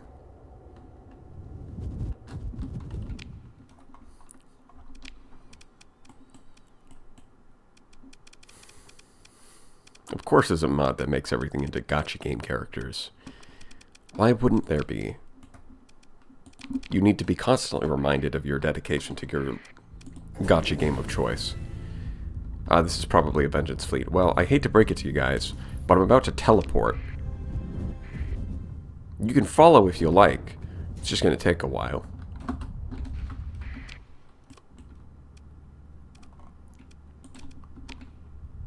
Oh. Lovely. And we're back.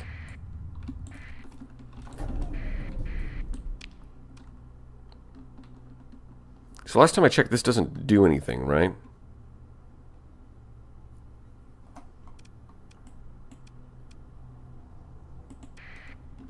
Because I've been here before. I did the research station.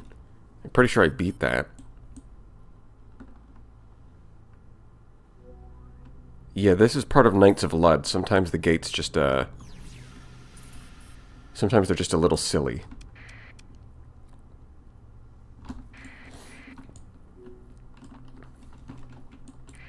Like, this doesn't do anything, does it? I can just leave?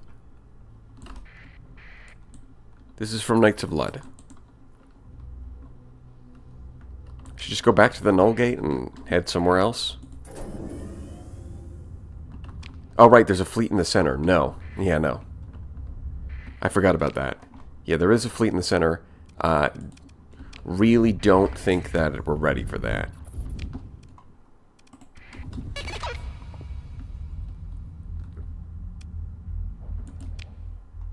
Do they still do expeditions?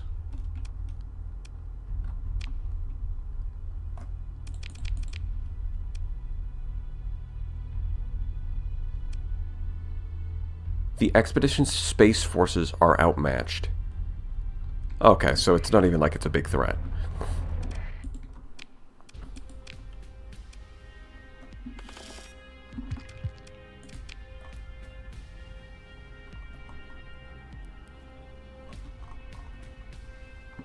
I don't need all that heavy machinery. I'll keep 250.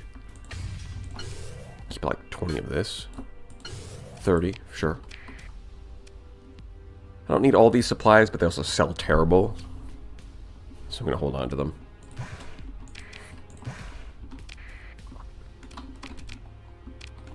Crew, of course.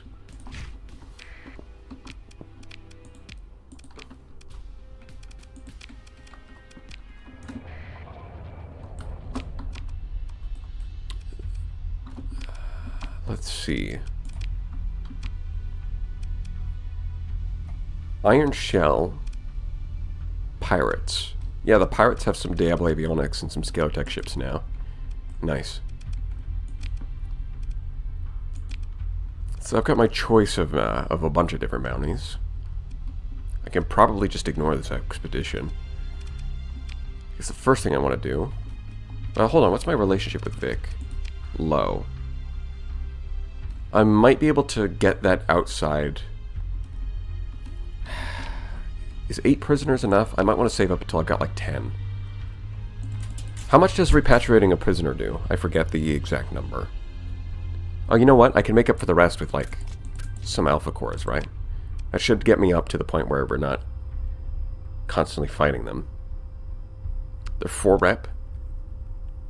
This is 32. Yeah, that's not quite as good as I was hoping for.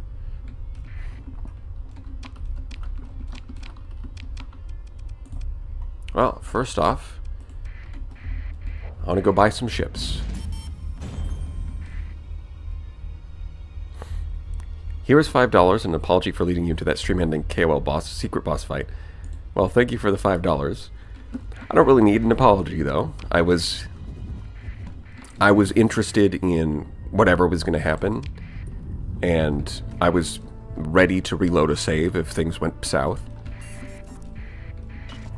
And then it occurred to me when I died that it would be really funny if I ended the stream right now. And it was. I was absolutely right. As always. It was really funny. If you do the last line bounty, you instantly become hostile to avionics. Well, I don't think I've seen that one yet. But, yeah, that would make sense, because I'm pretty sure the last line is Like a unique fleet that the DLA Avionics has with the unique Wanzer.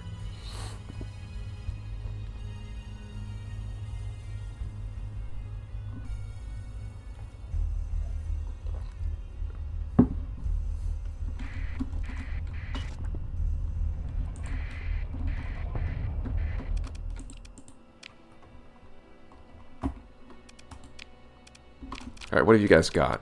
So, no, not this station. Okay, the other one.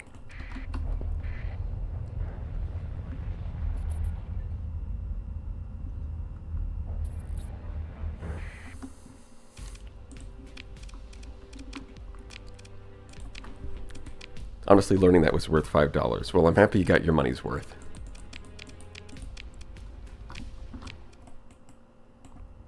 Oh, right, and this is, of course, a Hegemony, not Ironshell.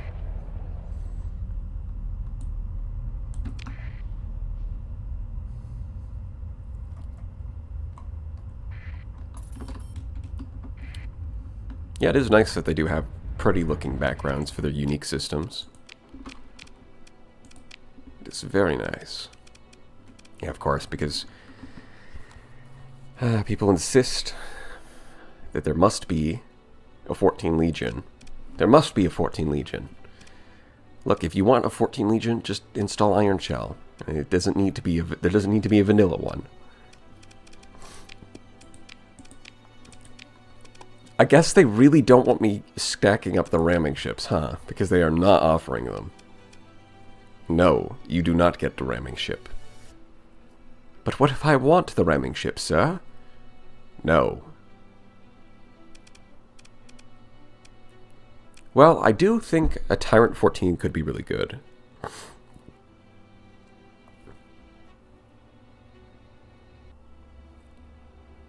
Did I say Legion 14? No, I was talking about the Mora 14. Yeah, okay. As we all know, the Legion 14 is a myth, does not exist. Yeah, I might want this. Let's see. Armaments. Standard, it's got 2 armor wings. Oh, so it's a battle carrier, but it's got built-in wings. Which could be really cool, but it's not quite what I'm looking for. Built-in hull mod? Oh, it's got the reactor protocol, which has a lot of text that I didn't read. Let's see if I can find it. Is it in here anywhere? Hello, Aquila Reactor Protocol. Are you there? Maybe I don't have it unlocked.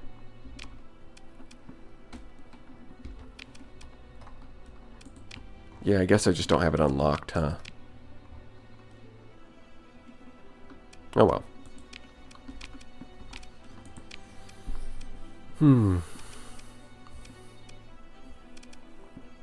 For fighting the Hivers, a Dominator, or this would be really good.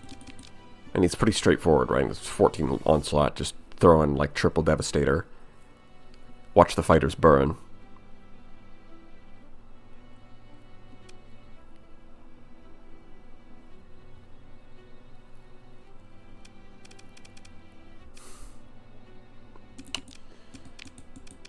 Yeah, no, I think I'm going to stick to the meme. I mean, these things are pretty cool, the Audacious. Last time I checked. You can go a couple medium ballistics and some small like it's got a fighter bay for point defense. And then you can just use all of its weapons for offense. So you can get like a Typhoon and like triple railgun.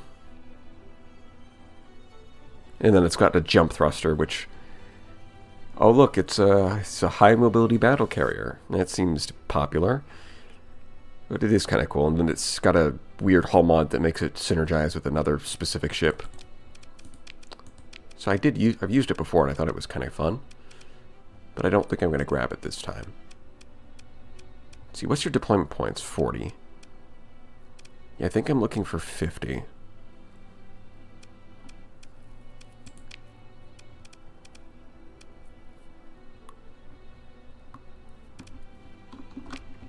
Unfortunately, they just don't have any of the meme ships. This is so sad. Both of those are not issues. Structural damage, that's a bit more concerning. I think I'll burn the credits on that one. I'm also probably going to want to SMod Automated Repair Unit.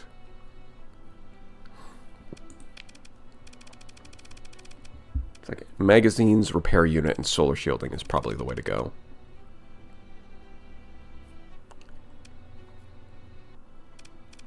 Actually, I might actually do solar shielding first, just because it's more convenient. I want to start getting solar shielding on everything. Starting with you. The logistics ships strike again.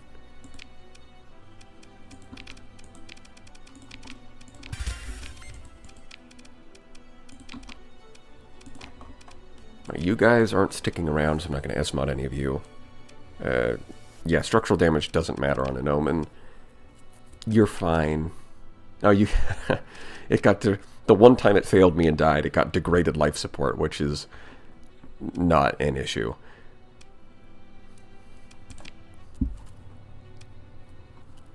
Structural damage kind of sucks, but you're fine. You're mostly going to fire from long range anyways. So hopefully you don't actually end up dying. But we'll see. See, I think I'm going to start throwing in solar shielding for you guys.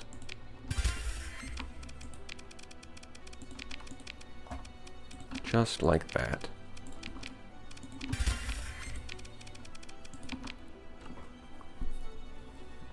Secrets of the Frontier Funny Purple AI Woman. I have not used those, so I don't really have any opinions about it.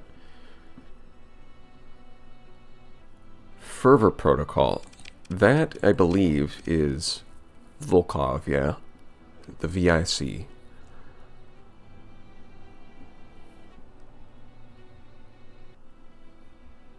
Yeah. I mean, it is very glass cannon-y. I don't know if I want to do that, because the problem with glass cannon-y things like this is it's either really, like, there's only two possibilities. Either it's really bad because you keep dying, or it's really good because you just kill everything too fast and it doesn't, and the lack of defense doesn't matter, right? The problem with this kind of design is it puts a lot of the balancing on very much like a razor's edge. Which is why I wouldn't design things this way, but it is, like, this is a mod, so this kind of thing, it's like they're not going to put it in vanilla, but if you're, but for mods, it's kind of like, hey, let the people have some fun, you know? Would I take it, though, is a different question.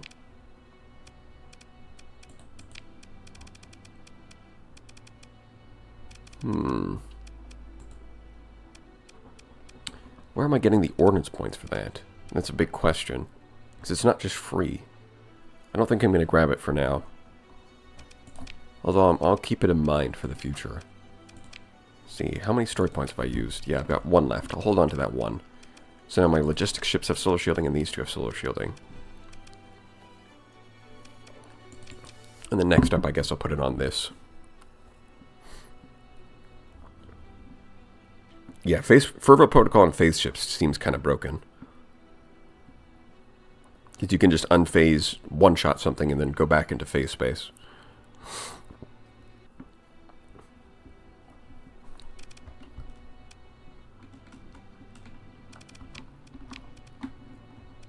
Alright, let's go kill some stuff. Where's the Gates? There they are.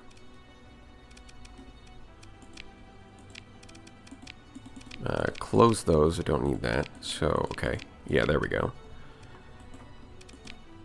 Where do I want to go next? That looks fairly easy.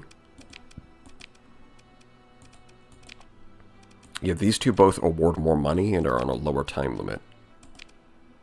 So I guess I'll go this one first, and then this one. And I might end up ignoring this one, because I'll do these two. I'll come back, buy more stuff, and then I'll go do this one. I think that's the plan here. So I'm going to remove that. Alright, gate time. Yay, gate time. I love gate time. Time for gates. Vengeance Fleet level 1 mission over. Oh, did they die trying to cross the sector to chase me? I hope so. The bastards.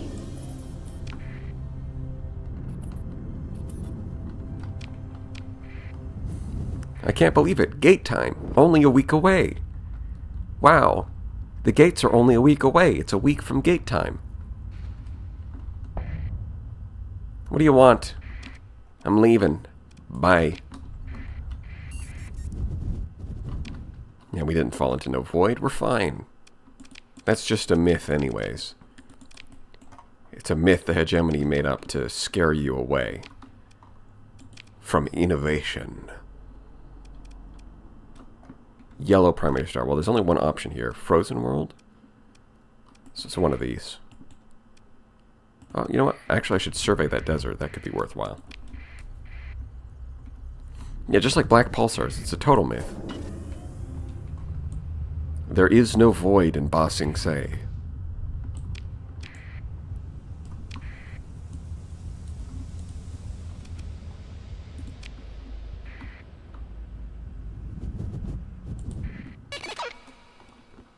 Hiver expedition.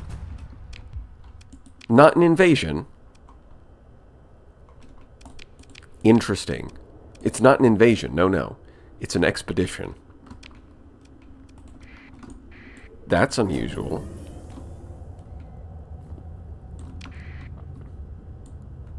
I guess I'll just have to kill that. Well, they're both attacking this place, and I've got a battle station. No, not downgrading. Upgrading.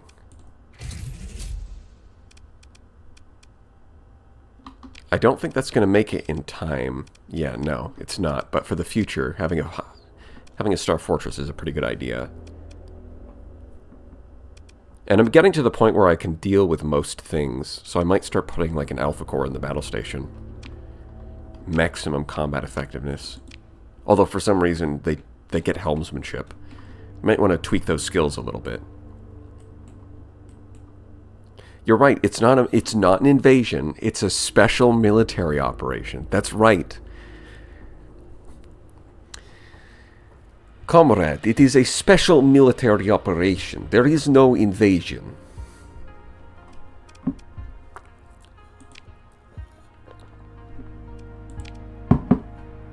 Only 36 days, huh? Well, I mean, we're right there, so it's not a big deal.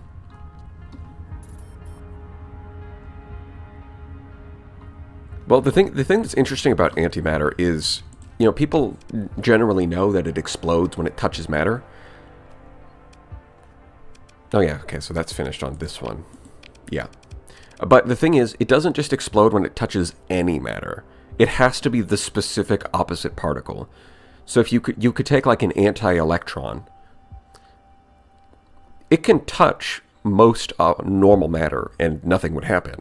Like an anti-electron only annihilates if it touches an electron. So antimatter is perfectly safe when it interacts with regular matter as long as it doesn't touch its exact opposite. But for common things like protons and electrons, because most matter is composed of these specific particles, if you get the anti-version of those, things get explosive.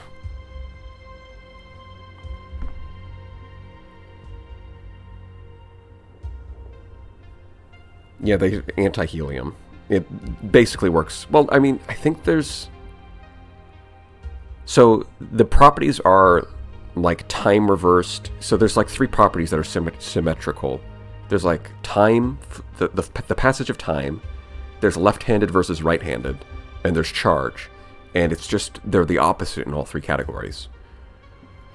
So, if you take a universe made of antimatter, it would work the same as ours, but time would be backwards. Something like that.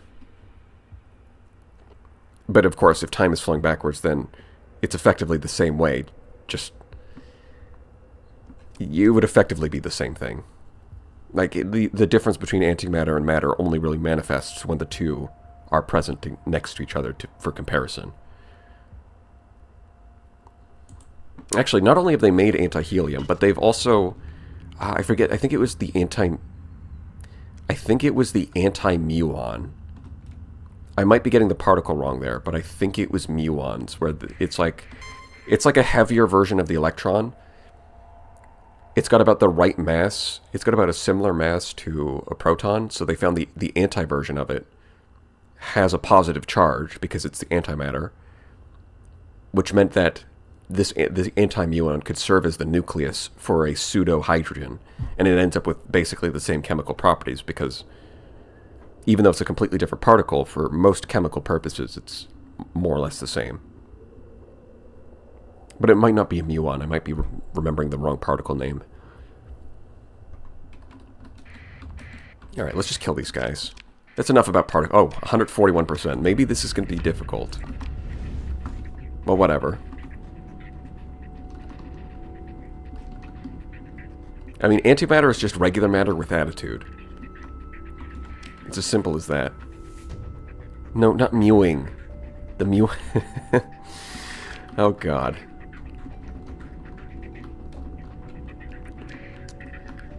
Mewing is so based that it's baked into the particle physics of the universe. There's even a particle named after it called the muon.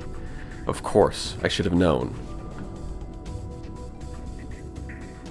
And don't make me pull up Google to make sure I got that right. Because if it's like there is a, because if it's not the muon, that's gonna be bad.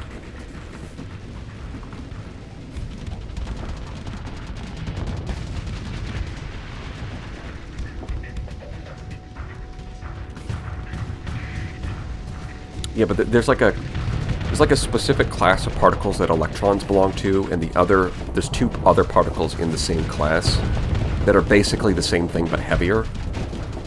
Well, heavier and short-lived, so they tend to just decay into electrons.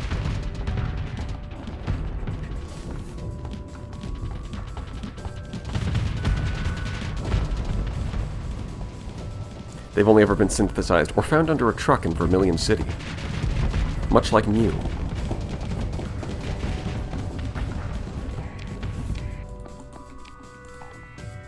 Yeah, there's two of these bad boys. That would explain a lot, huh?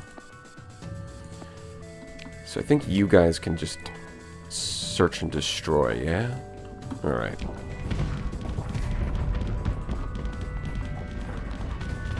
I'm seeing a lot of sabos on you, but I think that's not going to be an issue. Oh, I've accidentally set holding fire. My mistake. Alright.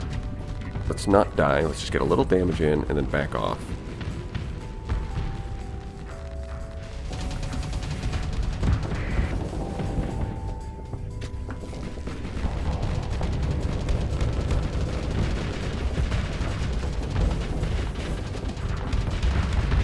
Man, I really want to shoot some torpedoes, but I'm feeling the lack of ammo real badly here.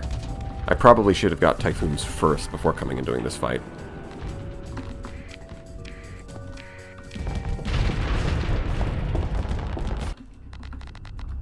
That looks perfectly safe.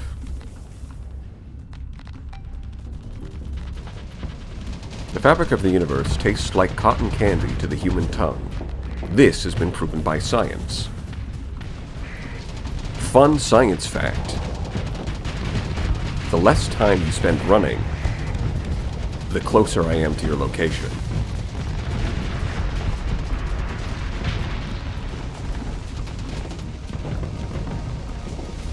You know, tune in next time for more fun science facts.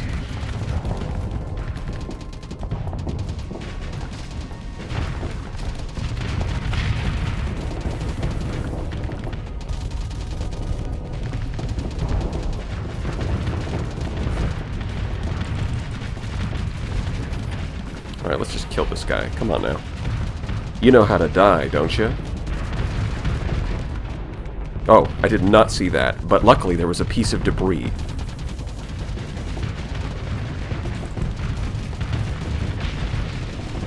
I was really hoping to save that second volley, but oh well. You're fine, right? Yes. Fun science fact, I'm watching you. Well, I sure hope so, because otherwise this streaming technology ain't doing much, is it? But thank you for the $2. Mr. Glyph Misui. Which, I know I butchered that pronunciation, but it's also funnier that way.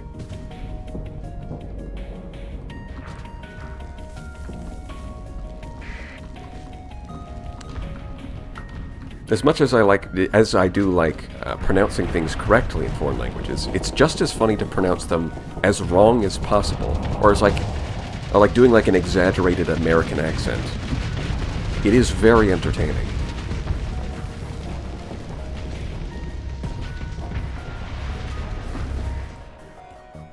Yeah, you guys are fine. There's nothing to worry about. I mean, look at this guy. He's not even doing anything. That's just embarrassing, really. You've got a whole onslaught under your command.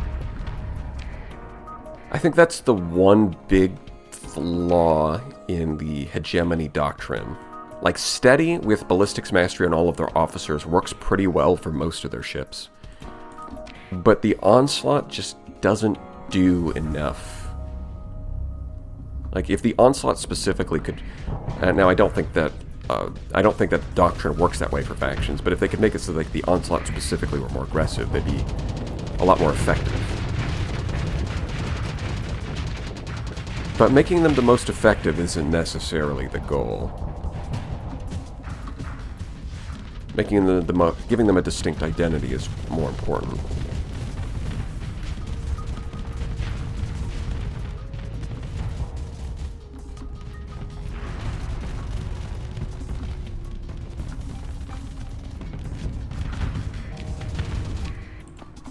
Probably drop that. Someone can grab that. Not that it's doing a whole lot, but it is distracting.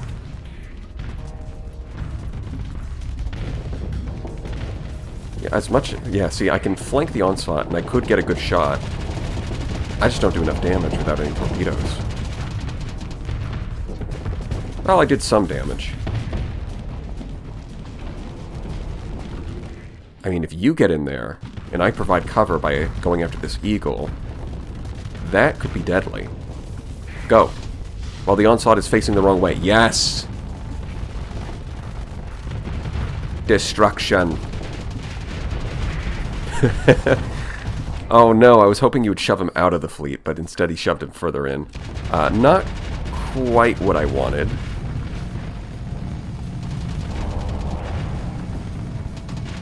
See, this is how you do it. You take something like a Mora, and you just... push. You know? You just give it a little shove. Oh god! You are at... Yeah, you really need impact mitigation. Where's the other one? Oh, it's right there. Okay. No, no. Please no. Please get out of here. Please. No, this thing is gonna... The broadsword's gonna kill you. Oh no.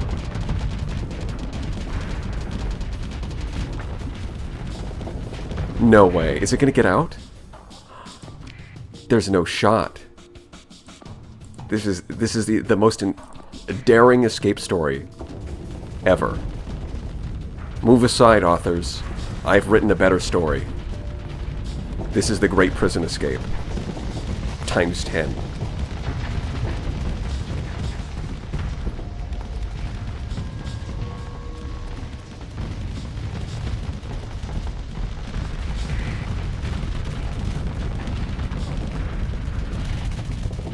Okay, let's, yeah, that's not good. It just took a torpedo. It did manage to block one with its shield, so that's something. Yeah, that's a good idea. I think you guys can kill that. We can drop that. Yeah, there's that. No, this is the Mora that I shoved. Funny enough. This one, I don't even know how that one got there. Okay, I'm gonna vent. Okay, great.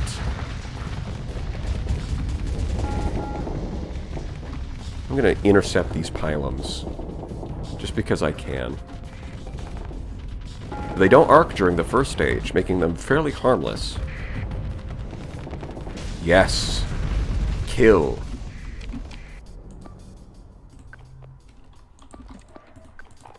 Blood for the blood god. I mean, this is tactically efficient, and we are normal. We are a normal faction. We do not worship a blood god.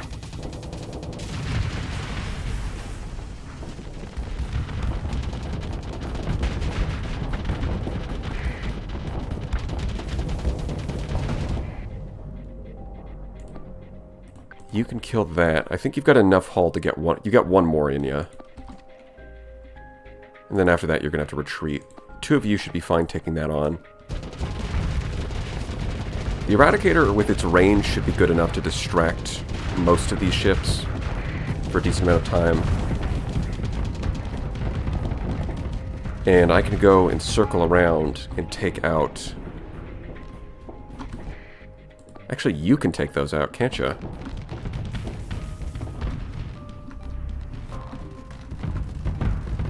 Because these Cobra wings, like, they're getting a little annoying. You know what? I'll do it. Yeah, you can back off.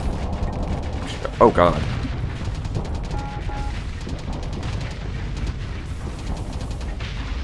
Whew. Alright. Cutting it close. Cutting it close. Not quite overloading, though. Yeah, you've got one more in ya. If that. Yeah, it might just be a good idea to retreat now. If possible. I don't know if it's... It might not be able to. Yeah, it's funny how the other one managed to escape, but I don't think this one is. Yeah, it's disabled. That's a shame. It was a bit ambitious to try and get it to kill another Mora. I think you can do that with some help from a little friend.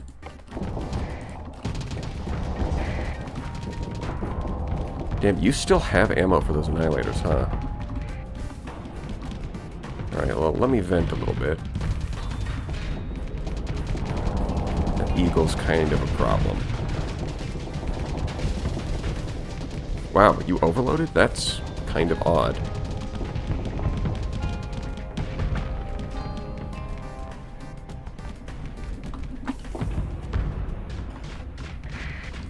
You also have a high flux, so I should be able to finish you off here.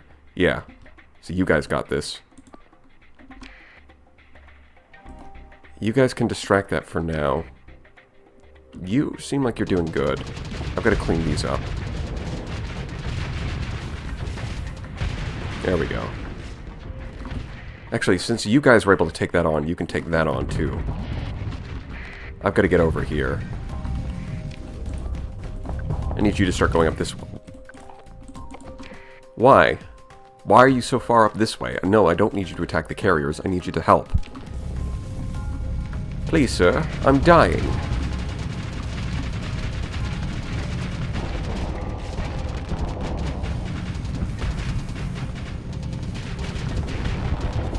So close. Come on now. There we are. I was kind of hoping that would kill the Condor too, but I guess not. Okay. We got there. How are you doing? Not well. You can help them finish that off. Yeah, they seem to be doing pretty well at that.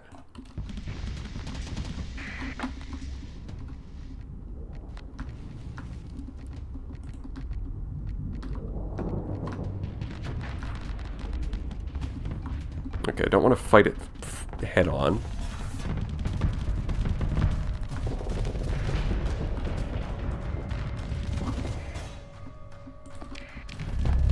Yeah, this is pretty easy looking. I want to see this. Nice. Alright, and now, he's at half hull. He's alone. He's scared. He's running. Burn him down.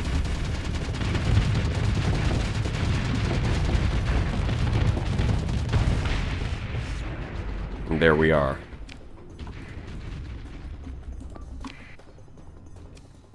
Nice.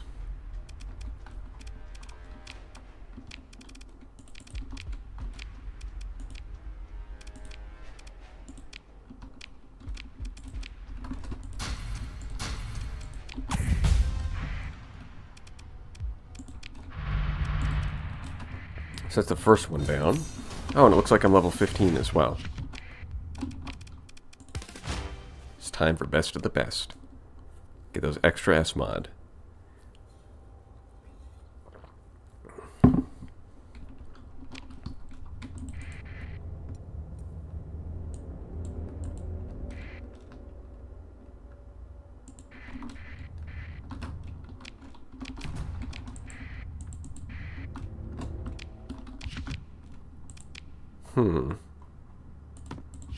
We'll avoid creatures here.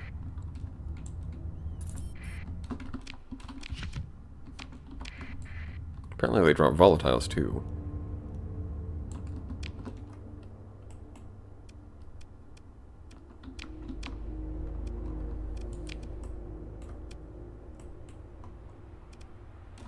I mean, this one should be even easier. Frozen World, Black Hole, so this one. Do I have intel? Yes. Frozen, Frozen, Frozen. There's plenty of Frozen. I've also not surveyed any of them.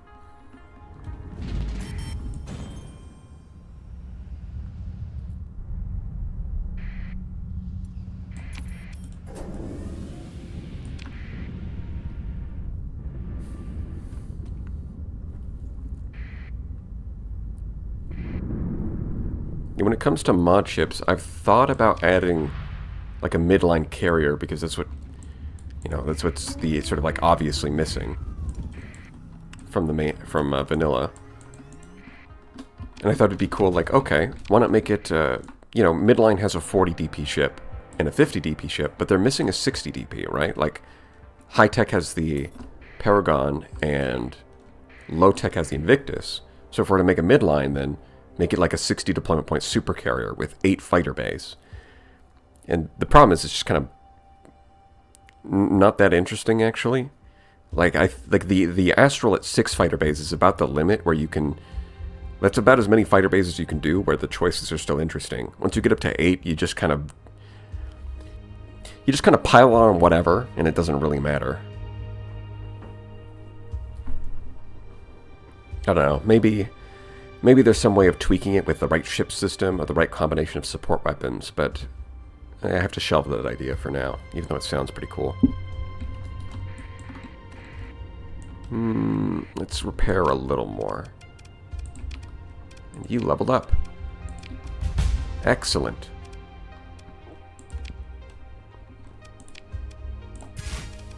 Elite Combat Endurance seems like a really good idea on the ramming ships, doesn't it? Yeah, if you guys emergency burn, that means you're burning through your combat readiness. So I'll make this a little easier. Although I think that does factor into the bonus XP.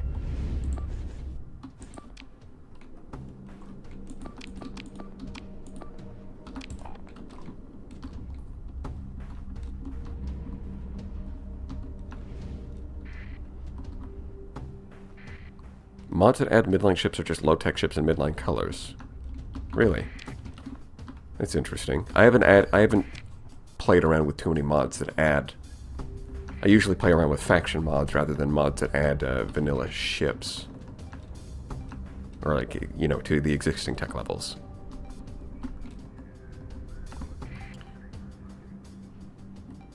Ah, we're talking about AI cores going insane in phase space.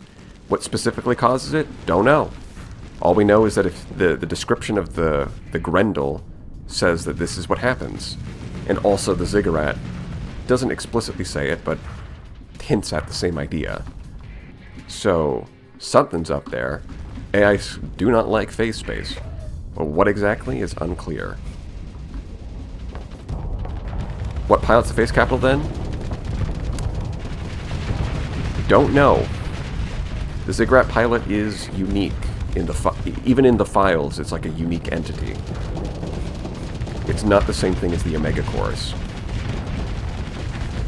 It's definitely something. That's about all I can say about it. Maybe the Ziggurat just pilots itself.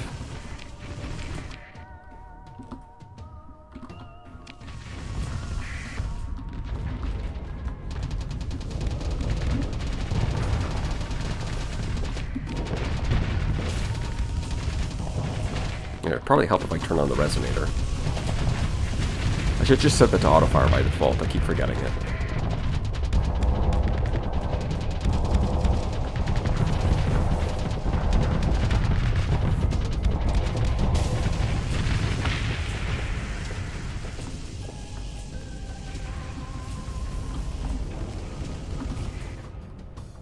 Yeah, I mean, this looks like it's going by fairly easily. You've taken some damage, but you're also the one that can repair, so you're fine.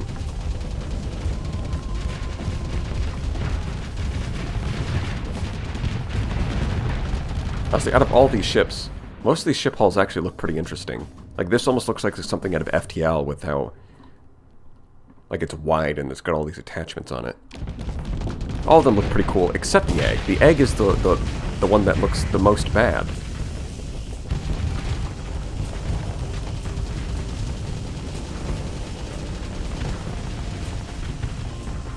Well, the thing is...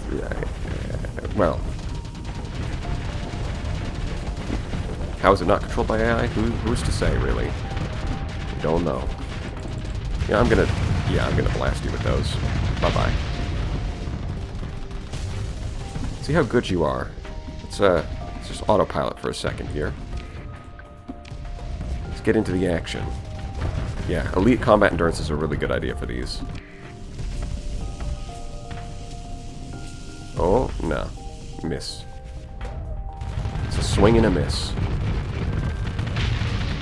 Nice.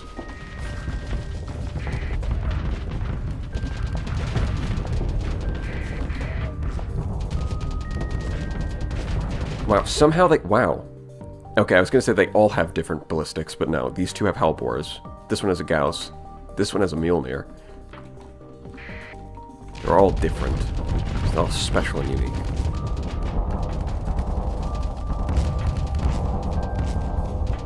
Yeah, we're not really meant to know what's going on with the Ziggurat just yet. I'm assuming that as the next patch comes out, we get more endgame enemies, that we're going to also get more lore. Because,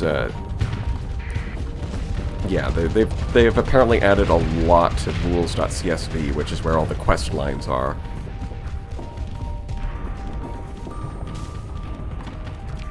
What's your opinion on the Ziggurat? Yeah, it's relatively easy to just crush the game with. Although it does seem like some people in testing are finding that Radiant might actually be stronger than the Ziggurat. If you get systems expertise, and of course you've got to have Neuralink so you can actually pilot it, apparently it might actually be stronger. Some early tests seem to point in that direction.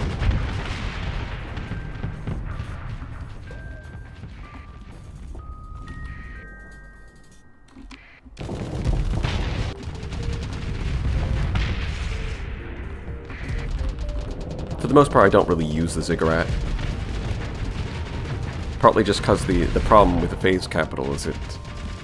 yes, technically in phase space you are traveling faster relative to other ships, but because of bullet time you're also actually going really slow. So I would need to then bring in the, like, speed up mod that lets you turn off bullet time. And all that. Don't really want to do that.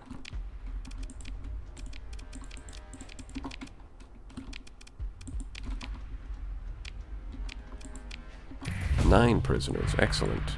Yeah, we're way over cargo capacity. Oh, good. We've also hit the point where things are slowing down. Just what we needed. Hopefully it's not too bad. Yeah, that last fight seems to have added some... really used up the RAM there. So either way, the next thing I want to do is go back to my colony. Let's see, nearest gate. Where are you? Gate. Got this. Click.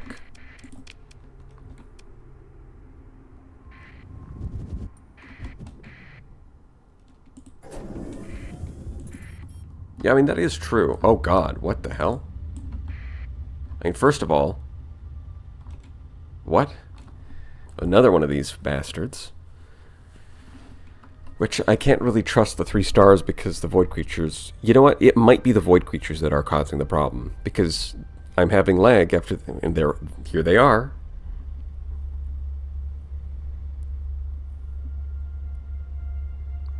Yeah, Giga Cannon... So I think the simplest way to make the Giga Cannon better is to just reduce the ordnance point cost. Like at 18 ordnance points, it felt pretty good. On ships with more flux capacity, you're going to use stronger weapons, but on something like a late game Sunder, you're going to use beams for the range. But like early to mid game Sunder, you could use like a Giga Cannon with some kinetic weapons in the ballistic slots, and that would work nicely. It's just with 25 ordnance point cost, it's too limiting. Another option is to make it store up like 2 charges at a time, so you can fire like a double shot, overload them with 1, and then use the other one to punch into their armor. If it could do a double shot, then that would also make it worth like 25.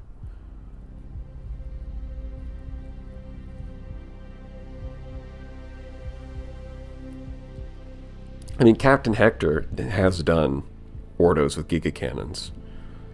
But I think Captain Hector just does he just takes like a, whatever capital ship he wants and then just runs the test over. I'm assuming just runs the test over and over and optimizes the build until it can beat the number of Ordos he's fighting. Alright, let's see. Yeah, I'd rather... Oh, yeah. It's gotta be the void creatures that's causing all this. Because even when I was in the system, it wasn't nearly this bad, but suddenly it's really bad. I think it might be the void creatures that's really bad for the performance. Yeah.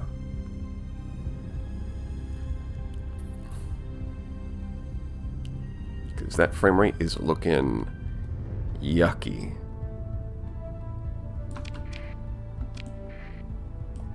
Alright, well. Maybe once the void creatures despawn, it'll get better.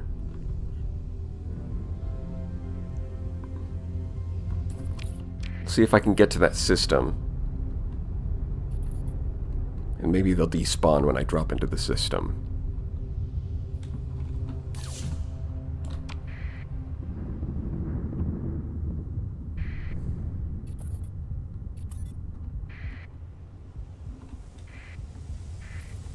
A void creature? Yes. Symbiotic void creature. Oh man, look at the time. Yeah, I am gonna have to do that. I am going to have to save and load again. But look at that, the frame rate. Once I jumped into this system, it did improve. Although it's still bad. Yeah, I'm going to save and exit here. Going to have to reload again. You're about to die. You're going to die and become a rot pile. The next ape is going to be bending over to search through your remains when my service bots shoot him in the back. Very cool. No, not Knights of Lud.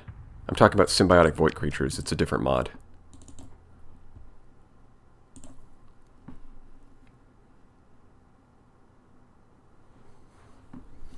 Yeah, there's a few different... So there's like...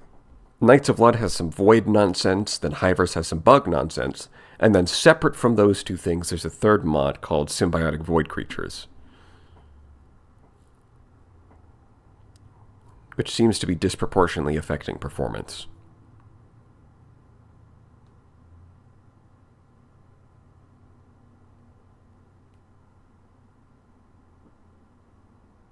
I really hope Giga Anubis is cracked. It'd be such an upset. Oh, is that the meme? Is that the meme that that Mudson threw in to the tournament? Is that what it is? Anubis? Well, no, that's not possible because Anubis isn't in vanilla yet.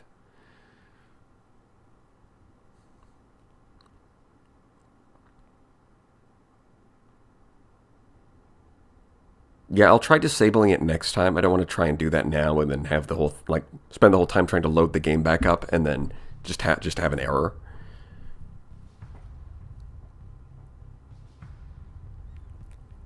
There is no meme, only the glory of the Lion of Syndria. Okay.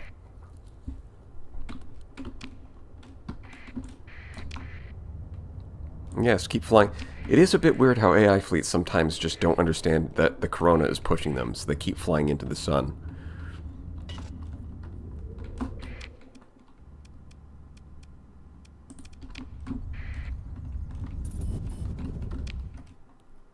Let's head over here. Yeah, I did see the Anubis and Grendel. Although, to be fair, the Grendel can do it by itself. I'm sure it would be a lot easier with a little help. Kashunk? Gashunk?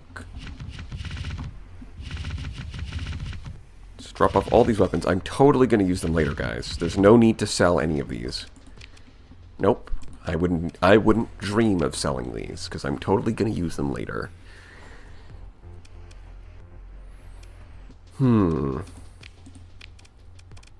Okay, I do want to upgrade my ships. So, we're looking at over 1 million credits, and that's after I bought... you know, you're still upgrading. So, Skylord's Thunderdome could get... Of course, Battle Station Leva. Ifragor. Requires a functional spaceport. Do I have to downgrade it to a spaceport? Did they... Oh, no. I think they messed up. I think. That's what it looks like. Either it's actually incompatible with the battle station, or it's supposed to be an upgrade to the battle station, but it's only compatible with spaceport and not megaport. That might be a little oversight. Oh well. Yeah, this one's high-tech. This one's, of course, high-tech, yes. Okay, so upgrading ships. I do have 3 story points. I mean, first things first, capital ships gotta get solar shielding. What do you mean, no? What do you mean by that? There we go.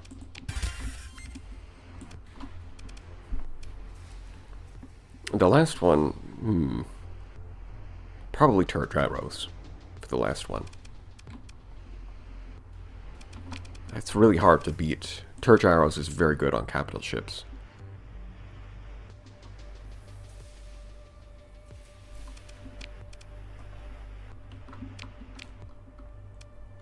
I mean, S-mounting auxiliary thrusters is nice. Like, S-mounted auxiliary thrusters with elite helmsmanship together is pretty nice. Although I do have... I might not need this at all. And then I could grab turret gyros. 600,000, yeah, it's 600,000 to restore. And none of these are hurting me that badly. Honestly, I think I really want to leave these there because none of these are actually hurting my combat effectiveness of that much. And they're reducing the deployment cost down to less than, to like half. So economically, it's very worthwhile. Yeah, so let's get some Reapers up in there.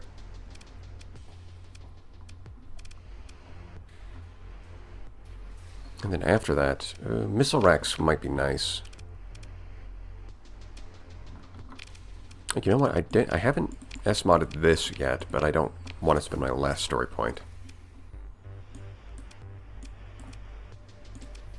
You go down to 21, I could get missile racks. So yeah, now that's going to solve the missile problem, where before I only had 2 shots with these things. And now I've got 12 shots. 6 shots, enough to kill anything that moves. And throw that on auto fire. Throw that on auto fire. So you can throw up a bunch of destroyers and bully them in the simulator. This time I've got 6 shots. This time I've got 12 shots.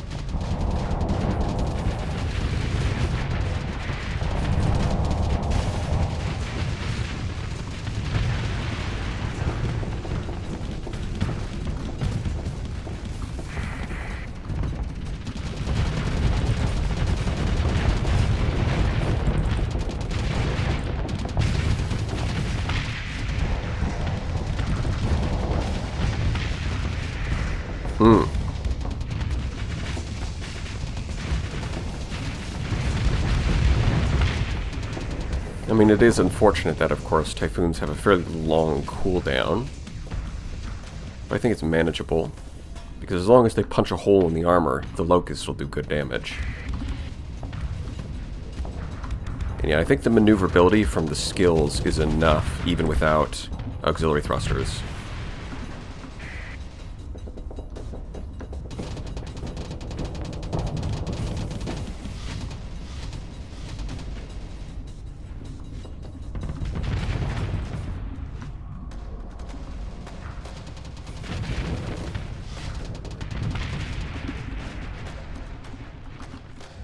Alright, that feels good.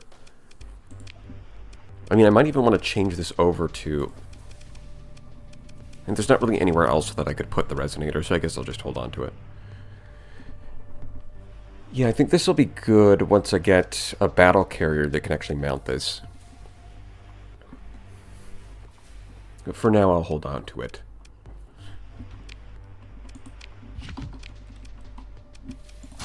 I'll take all this metal and hopefully get some cash out of it, finally. Ah, I do have 2 Ulan siege lasers, hold on. I mean, the flux from these things is going to be insane. Yeah. But it could be very funny. Because if we look at the range, yeah, this is with glitched sensor array, reducing the range by a significant amount.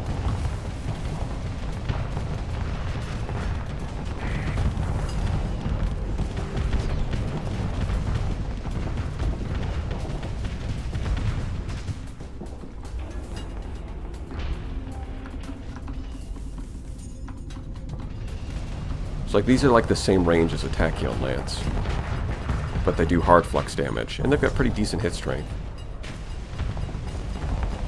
The problem is, of course, I don't really have the spare ordnance points to get enough vents. And with this much mobility, I don't think it's not a really worthwhile investment. But putting those on a Paragon, putting these on a Paragon with AS-modded magazines could be really good. Theoretically.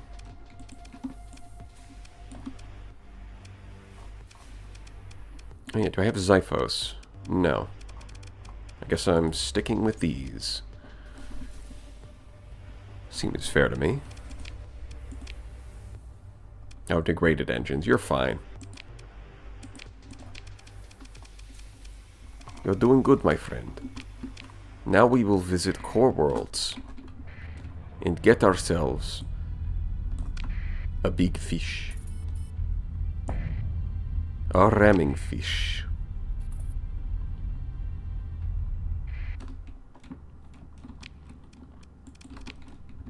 Oh! Hello. Can you... I don't know why you're racing downwards at full speed. Like, just stop doing that. No. It wants me to fight the enemy here. No. I'm not going to. You can't make me. No matter how spooky your gate system is. We've got to head over to Chittagupta.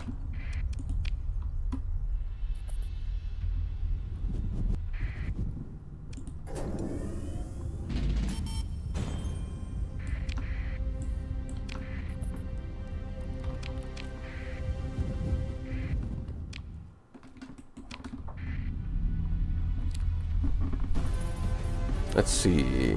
Surface battle. Hivers took a world from the Ludic Church. Lovely. You know, I don't think I'm going to capture those back for humanity. I think I'm just going to burn them to the ground. You know? If you can't liberate yourselves from the Hiver occupation, then you're probably a traitor at heart, to be honest. I mean, that seems like a perfectly reasonable assumption.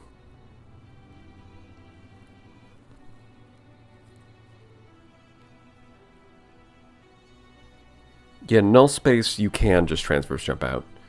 But since I'm going to the, going back through the null gate gives me, just saves a little bit of time. So I do see a Sky Splitter, which has 2 fighter bays. I'm seeing 2 large energies.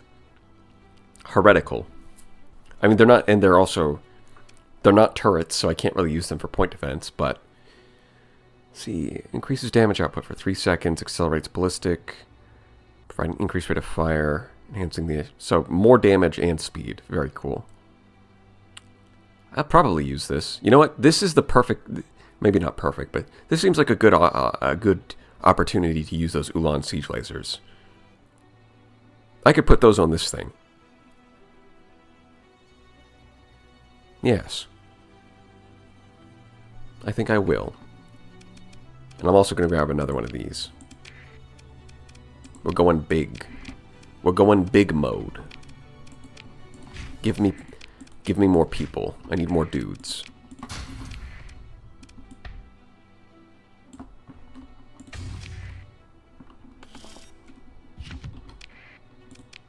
Man, I'm still carrying around an excess number of supplies, huh? Alright. You. Which is hilarious, because this is supposed to be an Iron Shell ship, but it does have 2 large energies. Honestly, this seems more like a midline ship, doesn't it? In terms of design. It's got, like, the mix of large energy and like, medium ballistics everywhere. This seems like a midline design.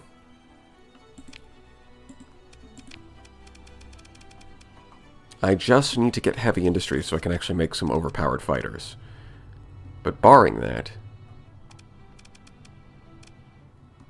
I might just go with heavy broadswords. Because these broadswords, yeah, they're missing one member of the wing, and they're a little bit slower, but they get extra hull, and importantly, I think they've got enough flux to just constantly fire their weapons, which is a big upgrade from regular broadswords. I think these are a lot stronger.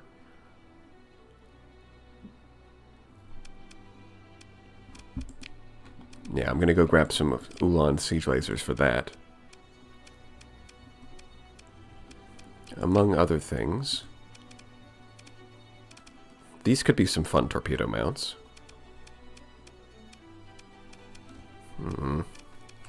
So Vulcans might work on the front, although I'm worried they don't have enough range to actually cover the nose. These ones would definitely need burst lasers for point defense.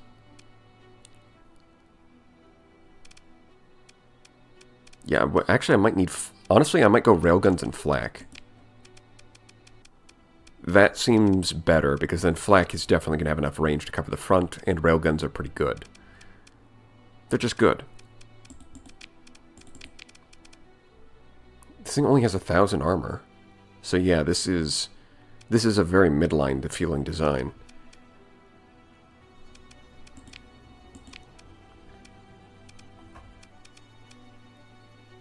Oh man, 1,000 armor and 1.2 shield flex, so it's very fragile. Okay. Understood. I get it.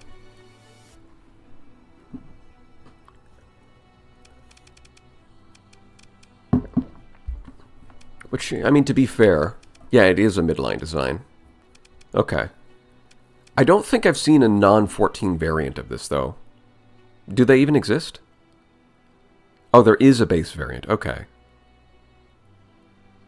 I don't think I've ever seen it. I've only ever seen the 14 variant, so it kind of escaped me for a second there that, yes, like, there's like the 14 Eagle, which is also midline. Because it is from another mod. Ah, I see. That would explain that. There's another mod that has the Sky Splitter, and then the Iron Shell adds a 14 variant of that. That makes a lot of sense. Okay.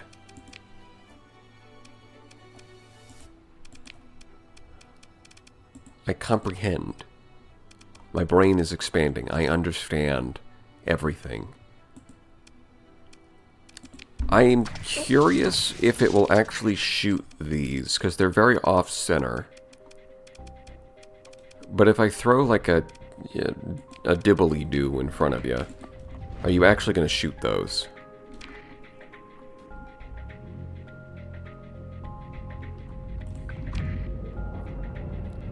I mean, there's a few times where I understand it now. That meme I should have done. There's a couple of times where I could have done that. Yeah, okay, it is going to fire these. Good. Although they might be a little short-ranged, because it's pretty fragile. So I should probably Probably not do that, but I may do it anyways because it's cool. And torpedoes are fun. There's a couple of fights where I went in, died, and then came back and then crushed it, so... probably not going to need that much dissipation. This should be fine. Just max out those flux stats. Yum. Don't think that's going to be necessary. This might be good. Probably not going to need that. I don't think I need anything up here. Resistant flux conduits, that's a good choice. Honestly, advanced church arrows... I mean, the extra damage is nice, and the point defense damage would be nice from S-modding it. But I think the baseline I don't need. Alright, you. Congratulations, you have been promoted.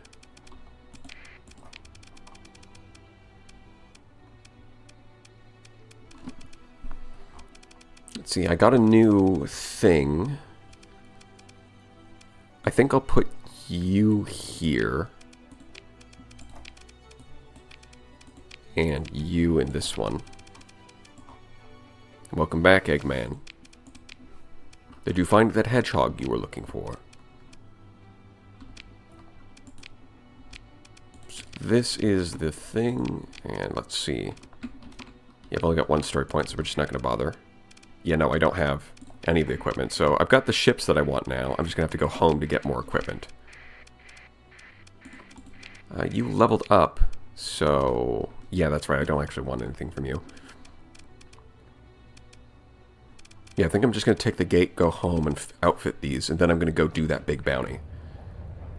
Oh, we're going to do the big one, alright. You know, I need fuel. Hold on. Excuse me, Mr. Unforgiven, I need fuel.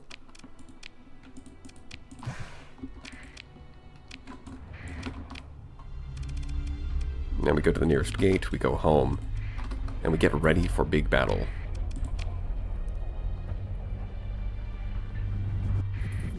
The missiles should be something to solve the Sky Splitter from being flanked by frigates. I mean, part of that might be an issue due to the lack of turrets. But then again, if I put like railguns in these hybrid slots and railguns in these hybrid slots, that should be less of an issue. Even without ballistic mastery, railguns should help drive up the hard flux on frigates and make them back off. Like a railgun here and a heavy burst laser here, the burst laser would be good against armor. So like this would do the hard flux damage, this would do the soft flux damage, and then the burst laser would also be good at point defense. And then up front it would have like railgun plus flak. And then as long as I've got, I mean this guy's got helmsmanship too.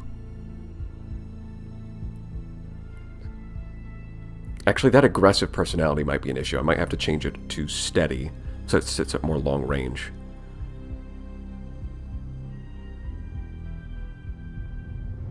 Actually, yeah, I might need to I'm going to have to retrain him anyways because gunnery implants over is not doing a whole lot. It's only 1% ECM. So I move that over to like combat endurance. It's only 12,000 hull, but it's still more valuable than 1% ECM. And ordnance expertise is generally... It just doesn't give that much flux at all.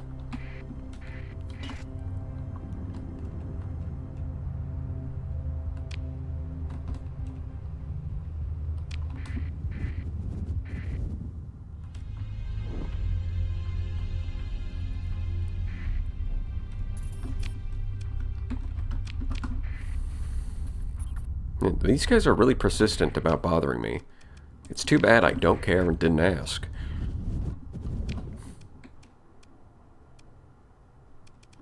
See, it looks like when the VIC were in system, they took that.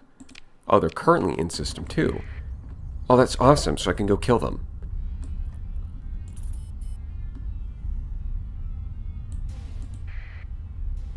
Oh, you guys got here just in time.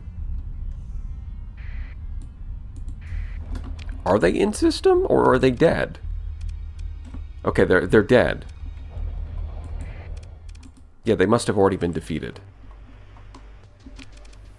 now we can get serious about outfitting you guys. So this one, yeah, I've got everything I need. Just got to get more story points so I can get magazines and solar shielding, but yeah. Oh, wait, no. I'm out of storm needlers. I've got to use a super heavy needler, which is fine for now, but I want them to be... I've only got 2 of each. I want them to be consistent. Thermal lance, large energy burst beam, magazine based. That would be cool, but I'm going to start with the Ulan siege lasers for those slots and see how that does.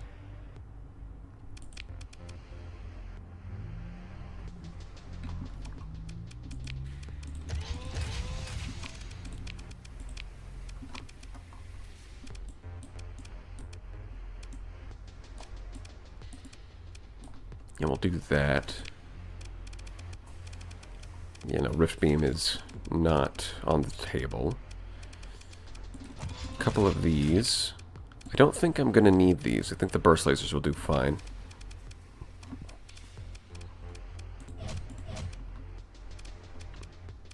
I'm not sure if I want...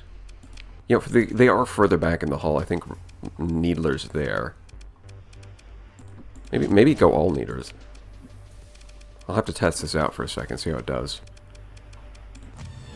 Flak at the front. Yeah, and now we're running out of ordnance points.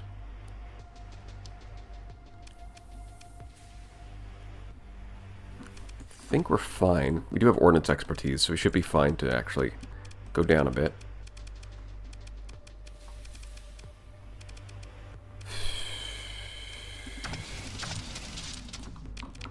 It's a bit mixed with its ranges, which, I mean, these look kind of funny stacked up, but they're definitely not intended for this slot. Let's see how this goes. An aggressive level 7 officer.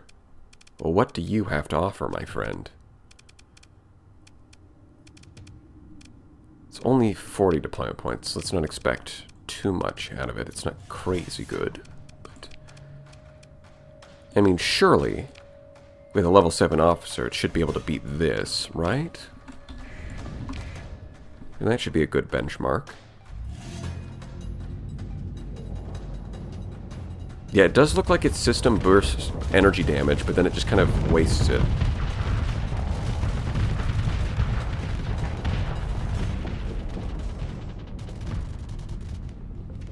Let's see how this does.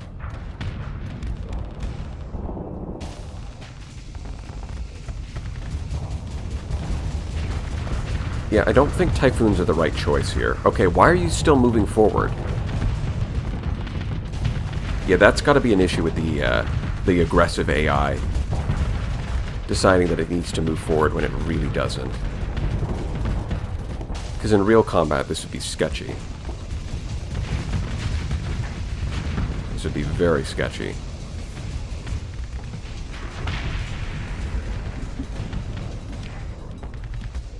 I might... Yeah, I think I'm going to... So those don't seem like a very good idea. In fact, I think I'll drop that. I've only got one Dragonfire. They've got enough range, but only one of them wouldn't be great.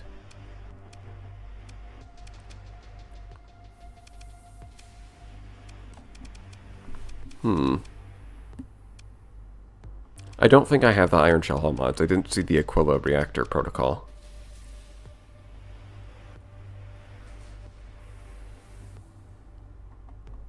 The Thrush missiles. Yeah, I do actually have a couple of those, and they are long range. That fits. And on top of that, I can make you steady and switch over from this to this. Hold on. How much would I get? So let's do this, and then we can take all of that off. We spent 168. 168 times 2, that's 336. 336, so 3,360 flux capacity. A little, that's like 15%. I mean, it's okay. It's 15% flux capacity or 50% more hull. I'll probably get more flux capacity just once I start S-modding. First I'll S-mod this, I'll get some more, and then I'll put points into capacity. I mean, this is a rare case where I am tempted to go Ordnance Expertise.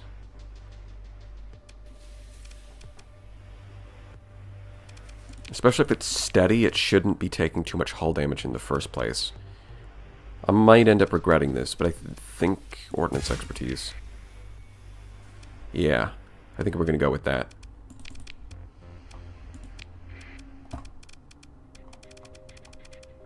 Although, really, I think the big thing, if I'm running Ulan siege lasers, the big thing I'm going to need is S-modded magazines to make sure it actually has a decent rate of fire. Right, so these... Let me hold on, let me have a look at these.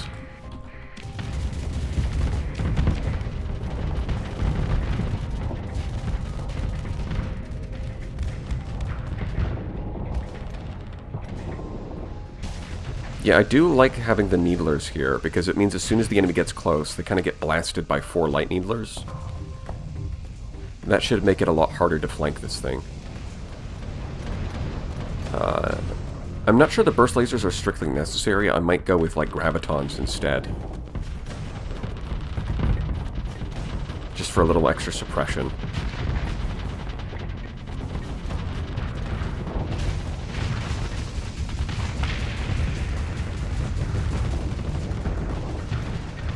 Yeah, the steady officer's behavior is working a lot better here. Yeah, this thing is fast.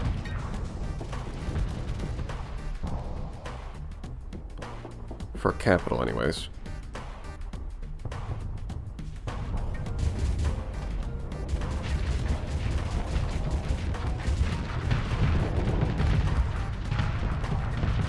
No, I think Autolance is good, but actually, you know what? I am going for magazines, right?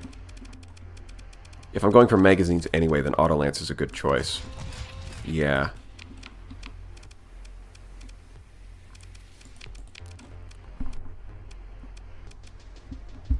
Let's see. So yeah, this does reload. These are kind of like more expensive pylums. So I think I'm going to go with the Thrush. It's like it's got unlimited ammo. It's just more dangerous than a pylum. Got flak cannons at the front to deal with missiles. These can help deal with fighters at the side. They can also help melt hull. Some Needlers for close range damage. And for now, I'll do these broadswords. This looks good to me. We went from 1.2 shield efficiency down to 0.69. Nice. Well, I don't have any Xiphos, although that would make sense. Was not expecting to get a good design that quickly. Well, I mean, this is the Big Brain Energy channel. You should expect that. It is to be expected. I mean, it could definitely be optimized some more, but I think this is pretty good. It's functional. Like, S-modding this is going to help a lot by boosting these by 50%. We're pushing the flux quite a bit to the limit, but that's fine. I mean, this is partly better than it looks because this doesn't factor in elite energy weapon mastery. Yeah, for what you have, it's fine, because this is definitely not optimized. But we're not, like, I don't have the access to all the resources I need to optimize it. I think Reckless Officer works in some cases. Like, it definitely, like, if you're going all in on safety overrides, aggressive can sometimes not be enough. Also with, like, if you're running a bunch of phase ships with phase anchor, a lot of the time Reckless phase ships aren't, like, their survivability doesn't hurt that much compared to aggressive. And if they're running phase anchor, then you can survive, like one loss doesn't even actually count as a loss. Also, I mean, monitors, I don't know if you could still do that. With safety overrides, you could definitely do reckless, but now I'm not so sure. Maybe reckless if you're using them as an escort, but if they're operating independently, then probably not. Timid is, yeah, timid doesn't have much use aside from maybe carriers. But even carriers, cautious, like, cautious does fine as is.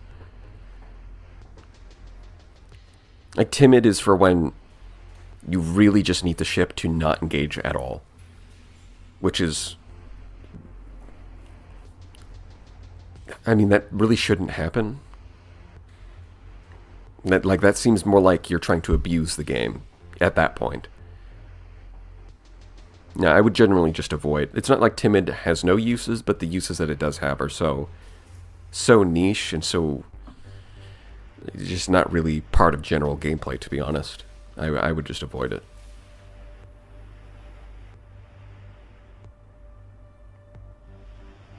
Yeah, luckily Tempest is getting a buff next patch. No, they're not getting a DP decrease, they're getting... The replacement time for Terminator drones is getting cut in half. From 20 seconds down to 10 seconds, because that's the main complaint, right? Is it uses its drones and then has no point defense. Well, it's just going to cut the replacement time in half, which is, as I said in my fighter tier list, that's actually better than getting it cut in half, because it also cuts the chunk of replacement rate that it loses. That also gets cut in half. So it ends up having a multiplicative effect. It's actually better than... It's more than twice as good in that way. Yeah, I think we can just go do the thing now. Unfortunately, I'd love to story point some things. Some more elite skills and some more S mods, but... I mean, I should earn plenty of story points by going and doing this bounty in the first place.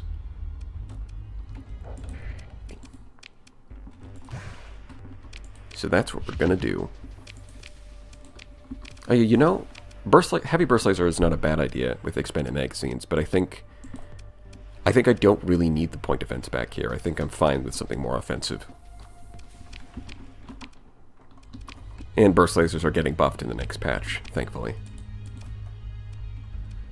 Alright, let's go do a crazy bounty. Wait. So they took the... Yeah, so they're still here. There's just like 2 of them. You managed to survive. Level 1. It's another prisoner. Nice. Yes, okay. Alright, I had my transponder on, which is probably not the best idea, but we were already hostile with them anyway, so... I don't really care. And that hostile music really comes in blaring. I'm over crew capacity, really. Well, those 5 people that I rescued from that battle, they can go back into space. Not my problem.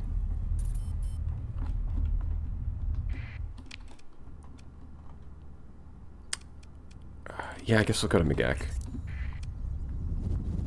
Heckin' Megekkin, really.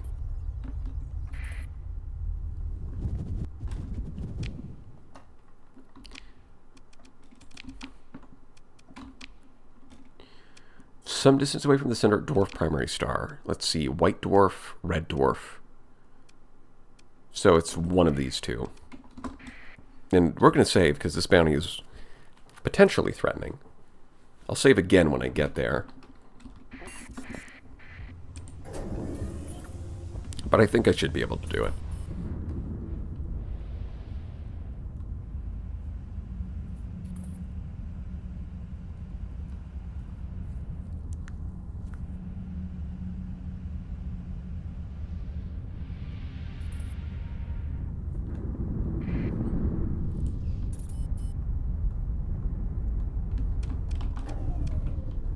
Thank you, Slipstream. Very cool.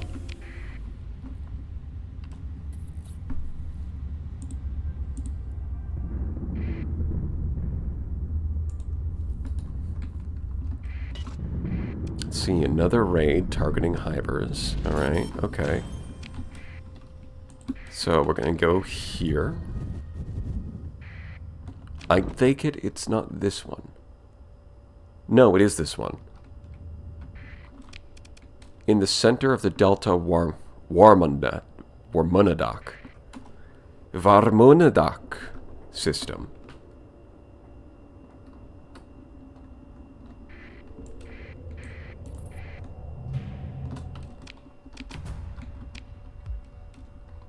No. I'll take your blueprint package, sure. That means, wait, when I get custom production, I should be able to build. There they are. I can build those now. So I don't have to worry about going to their territory. I can just wipe them out. Not that I would do that, of course. I am a civilized creature. Yeah, the flagship looks like it's a unique ship. Oh god, I was not expecting to get all this text when I opened comms, but sure. The response comes quickly, a cacophony of agitated voices and angry slander, while a second seasoned-looking man attempts to calm the crowd behind him, down with gestures and his fair share of cursing. Eventually things get quiet enough for him to cuss out several particular perpetrators and shift his attention back to the comms. Scarred and partially augmented visage grimaces in anger and pain, and now you get the short end of it all. Alright. How many times do I have to tell you idiots that neither me nor any of my former crew is still around, ain't coming back? I don't care who they're sending, and and what fancy pants conditions they might cook. We ain't going. None of us. You get it? All these people around me, these poor folks who had nothing and no one. They have their own lives now, their own ship, their own bloody friends and family. The things you assholes didn't give them the choice to have. We don't need any more of your sect shite, thank you very much. And on your way back, do tell Bernstein to screw himself over with a barrel of a rifle. The bastard killed his own commanding officers to sell off an entire freaking military base to the suits and get his cushy board place. And he still has the gall to talk about our duty and honor, huh? Screw him and screw you. Screw all those idiots in the academy and screw you. Piss off. I think he's angry. Try a Snickers. You're not you when you're hungry.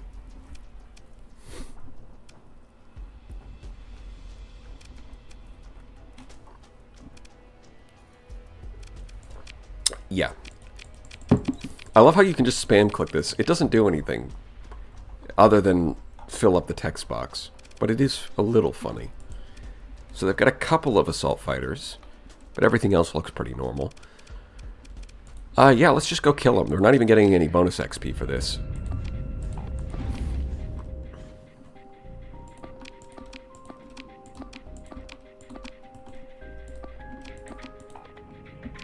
No, we should probably do this in the reverse order, actually. There we go.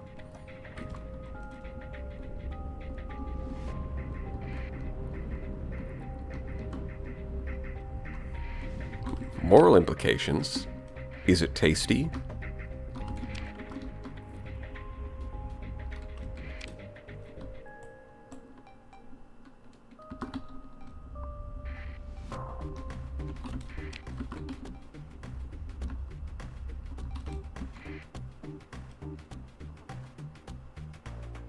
Yeah, I do think that's actually lore accurate. People in cryosleep have unique accents. Because, you know, they came from a different time. Wish I'd pressed the stupid bell button so I could hear Hello Gamers live. Well, that's a mistake you're not going to make again. Yeah, that thing is definitely unique.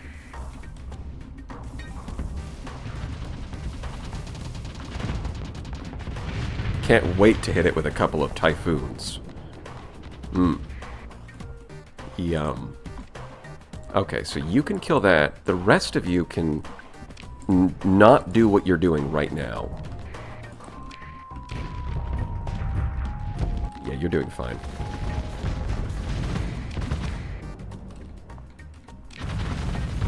Yeah, there's the Dessous assault fighter demolishing my poor Centurion. As a matter of fact, I'll just have you escort there. Let's cancel that. I'm not worried about this. Yeah, we'll just do that. Actually, one thing that might work, let's try this and then canceling that, see what happens. Oh no, it's, of course. It's still doing it wrong. That's fine.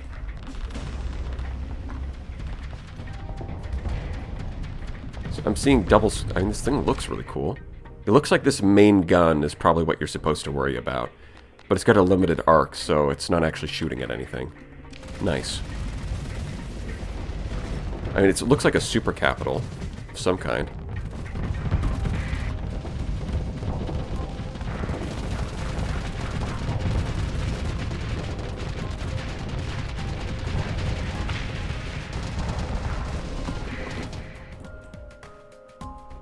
Yeah, I guess you guys can kill the reinforcements that are coming in, huh? That's fine.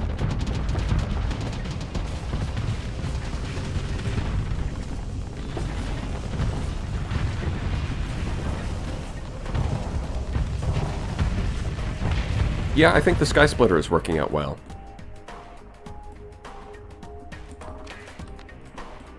I mean, it doesn't matter if you're a glass cannon if you just outrange the enemy with an Ulan siege laser. That's what we call mod synergy. And you... well, I've got to earn my pay.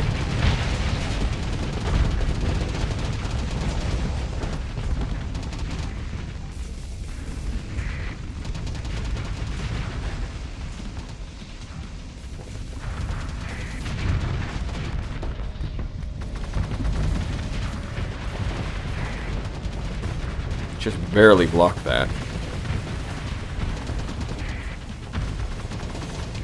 Oh, you know what? I accidentally linked the Typhoons. I should really fix that, huh? Yeah, it looks like there's not that many supporting ships. So even though it's 600,000 credits, it's not actually that difficult. Gashunk.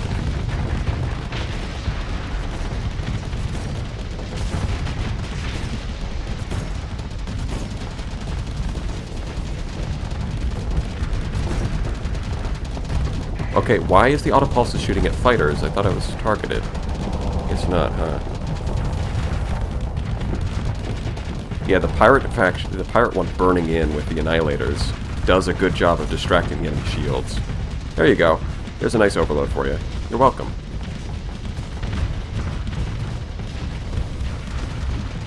Courtesy of my crew. Cooked up just for you.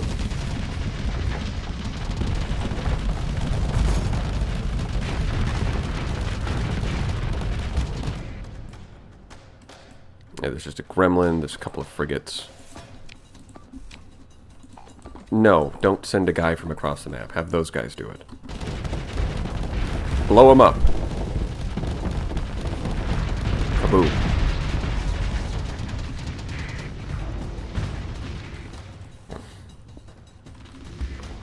I mean, that thing's definitely getting away. It's a wolf with an S-mod. No question about it. Just,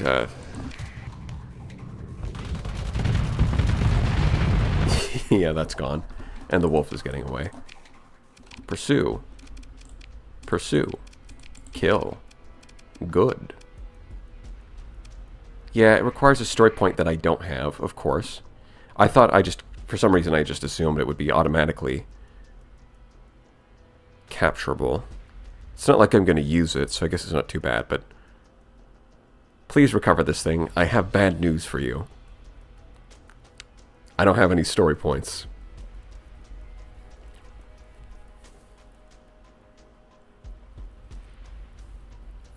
And hey, if you want to see what it does, you can have a look here. It does have a nice setup. That built-in weapon seems to be a high explosive weapon with a lot of range, combined with the double squall.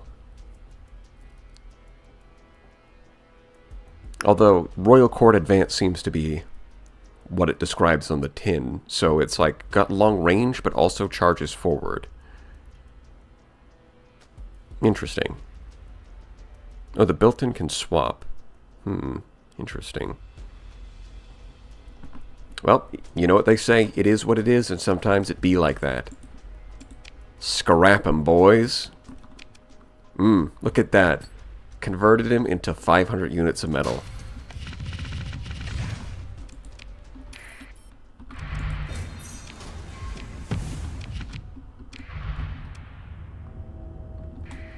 Over crew capacity again. We're gaining... Somehow, despite having fighters, we're actually gaining crew. I didn't think about that. So it still has an exclamation mark.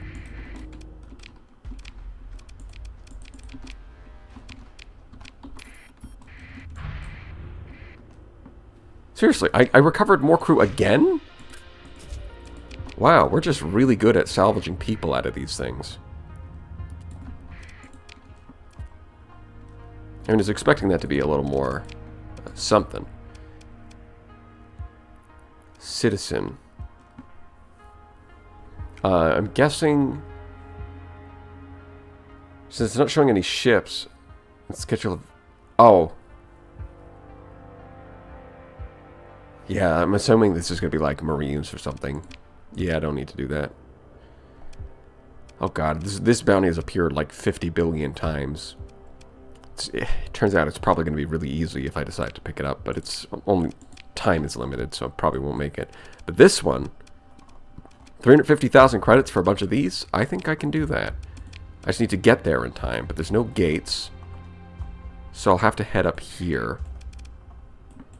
And hope that I can jump far enough. Alright, let's go. Let's do it. Yeah, for the last few... Yeah, my free has struggled for the most part, but now for the last few, it's gotten quite a bit stronger. We've really gotten level 15. Yeah, I love how... Wait, so I earned a story point from the battle, but I guess I couldn't use it? Huh.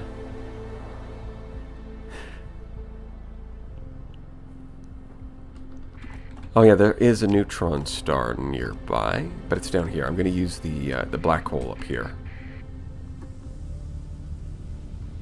Black holes.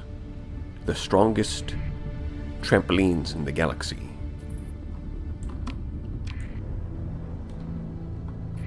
As you can see, this is the common black hole, otherwise known as the Holus Operandus. They are used as the most powerful trampolines in the sector. This is... Tune in next time for more fun science facts.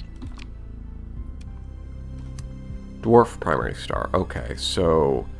Not this one, because this is a binary. Which means that it's got to be this one. So we set things up. Okay, like this. Bazinga. What the... You guys seeing this shit? That's not normal. I don't know what that is. We're going to pretend that we don't see it.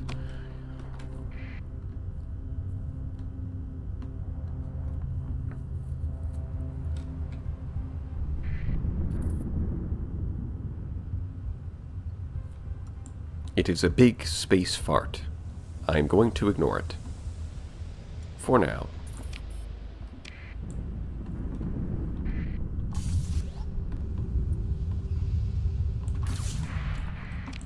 Nope.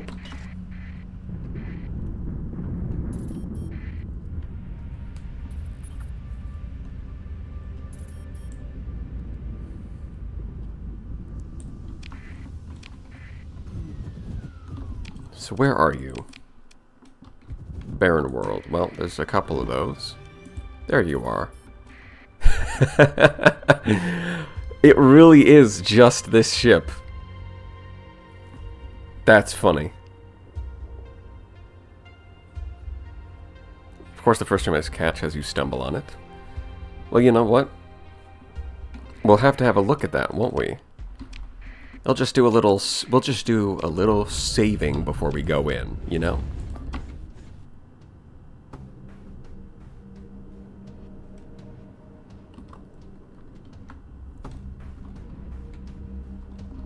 No, I think it's just a missile ship. It's not a phase ship.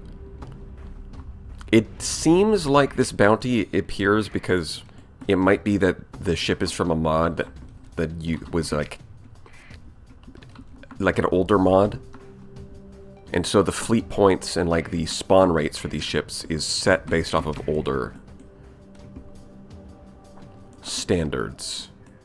That might be it, or it might just be that it's deliberately designed this way because it's funny. Spamming missiles is funny, so... I mean, look at them. They're like a pack of birds. And they're all using Gorgons. Oh, no. Anyways.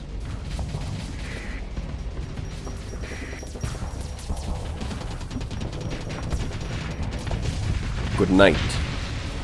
Who's the missile ship now, fool?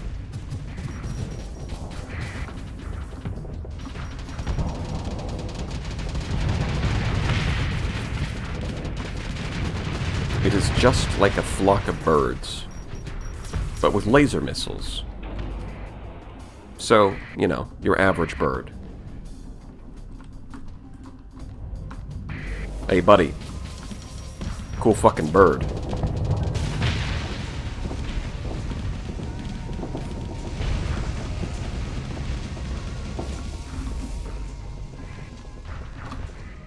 Oh my god, there's more of them spawning in, too.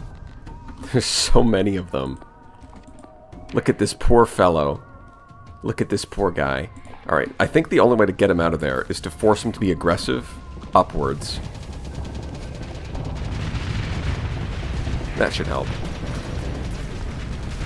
Don't worry, friend. I'm coming to rescue you. There we go.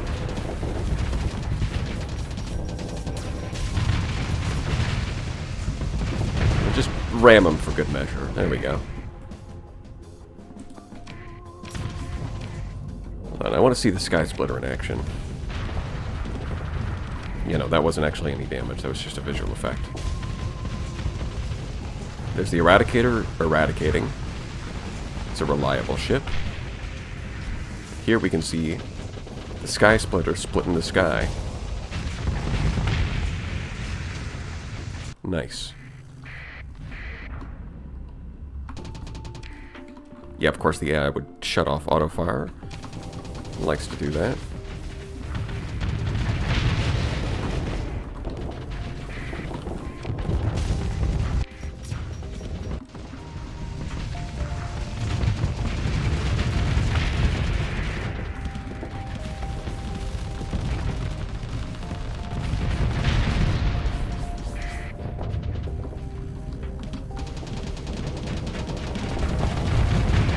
Nailed it. There we go. There's just so many of them. But they only have Gorgons. If they had harpoons and they all fired them all at once, this would be different. But they've got nothing. Yeah, I'm starting to like this fleet. This is very Iron Shell. Tasty.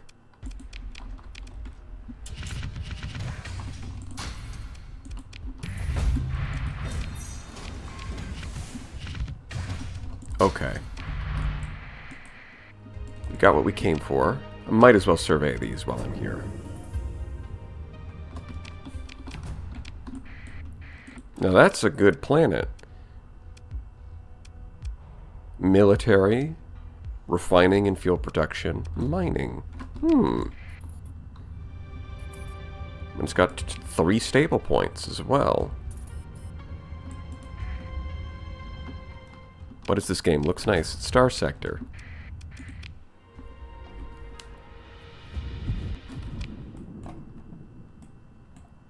Alright, let's go see what this thing is all about.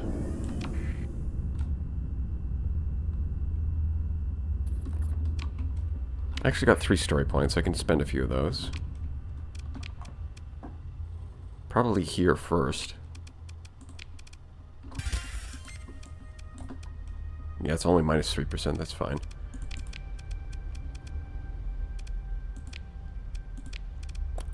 And the other thing I want is ECCM package, and then I can hold on to that last one. Nice. So this thing should perform pretty well. I mean, it's been doing good so far.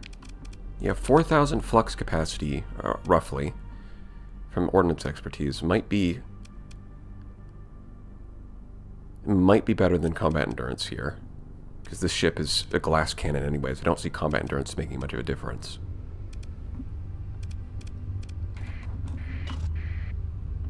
Ah, yes, I do still have the Reapers unlinked, don't I? Let's undo that. Ah, that's why, because I probably changed the positioning. Yeah, there we go.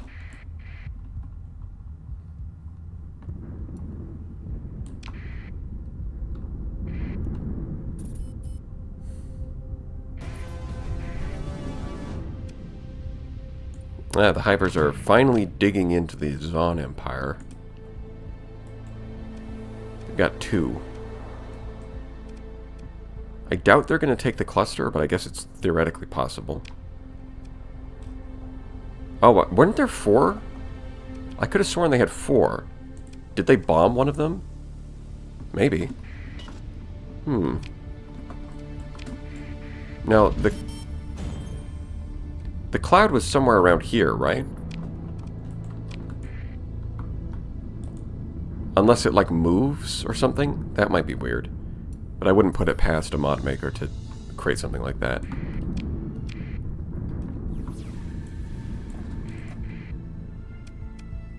Alright, well, I guess I'm not going to find out where it is. Oh well. Yeah, that's going to run out. I don't want to do that. What the heck is this? Let's see. That looks cool. What the heck is this? Assassination of Zon Empire target. Of course, the officer has every single skill. Naturally. Phase Emperor's Conqueror battleship. What the heck is this? Divine Emperor's personal entourage. Of course. Yes.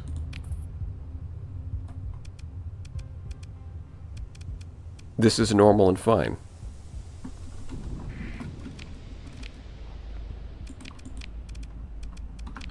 Tag those as important. This one was right back where I just came from. Of course.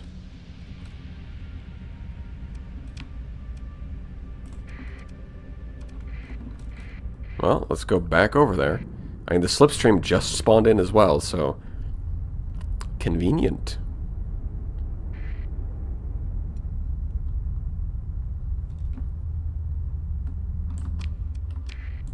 Yeah, it should drop me off around here.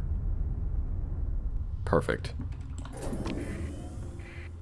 Should be directly south of the VIC system. Ah, that would be... so, like, right around here. Okay. Story points? Yes. Story points, they exist. I do have 1.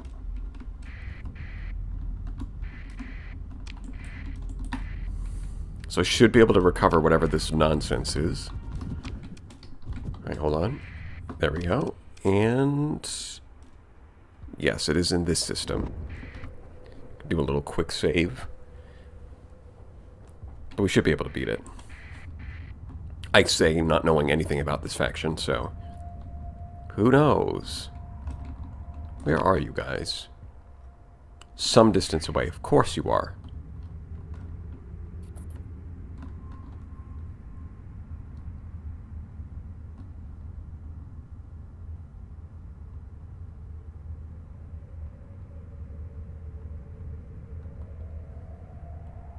There you are. Of course, it's the stable location. So it looks like the big ship doesn't actually have any S-mods where everybody else does. And it's only rated 3 stars of danger. Let's see how it turns out. Ah, yes, another paragraph. Another slave come to challenge an executor of the Divine Emperor's will. Who do you serve? The obsolete vestiges of the old domain? Are you a slave to the material? Or perhaps you are a slave to the fear. You fear mankind's accomplishments, and our future. Why do you not submit? I have snuffed out countless slaves like you. all willing to throw their lives away, not just their own lives, but all of man's future. Submit to the Divine Emperor. This is the only chance we will ever have. We have to run towards progress. Run fast enough so that when we finally jump, we will take flight and never come down.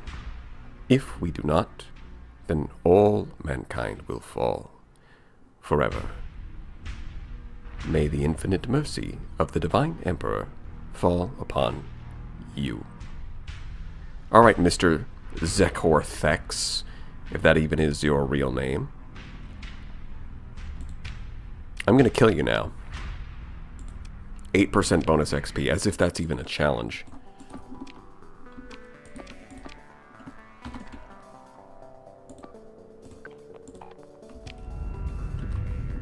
As if that's even a challenge. Yeah, Mr. Thex over here is getting all philosophical with me. I'm just here to kill things. Like, sir, this is a Wendy's. I'm just here for the 800,000 credits. Look at that thing.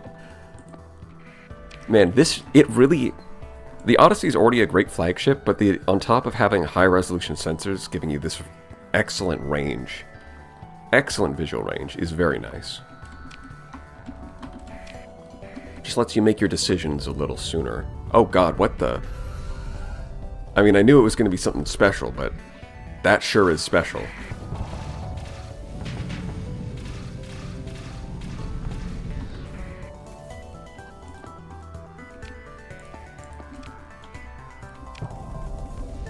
Alright, can you help me with this, Mr. Sky Splitter? That would be great, actually. Yeah, at least the Thrush LRMs are forcing it to phase and waste its flux. Oh. Stuff is happening. And they're teleporting. Yup. There's a lightning. There's a... orb. Okay, I'm just gonna vent. I'm afraid of things I don't understand. How did you know my one weakness? Just kidding, I'm going to kill you now. I don't care who the IRS sends. Oh god, it's doing something and I can't move. What is happening right now? So it seems like it's locking my ship out. I'm not really taking any damage, but I'm not able to do anything either. Kind of like a stun lock that also doesn't let me do anything, but but I don't take any damage, so it's not that bad. And he was wasting all of his attacks on me anyways, so like it's hard to really say that that's all that threatening.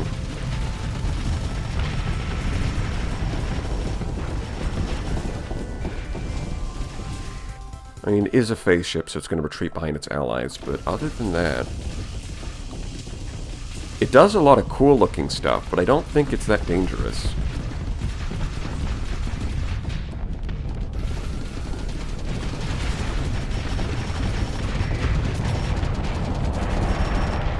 Of course it's the Omen that's destroyed. It's, yeah, without any S-mods and with a suboptimal officer, it's really... You know, it's probably got an aggressive officer, too. I should be changing that.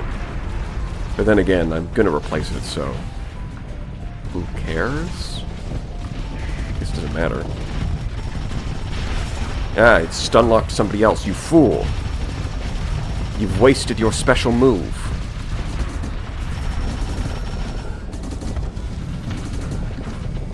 Ah, of course. Green damper field.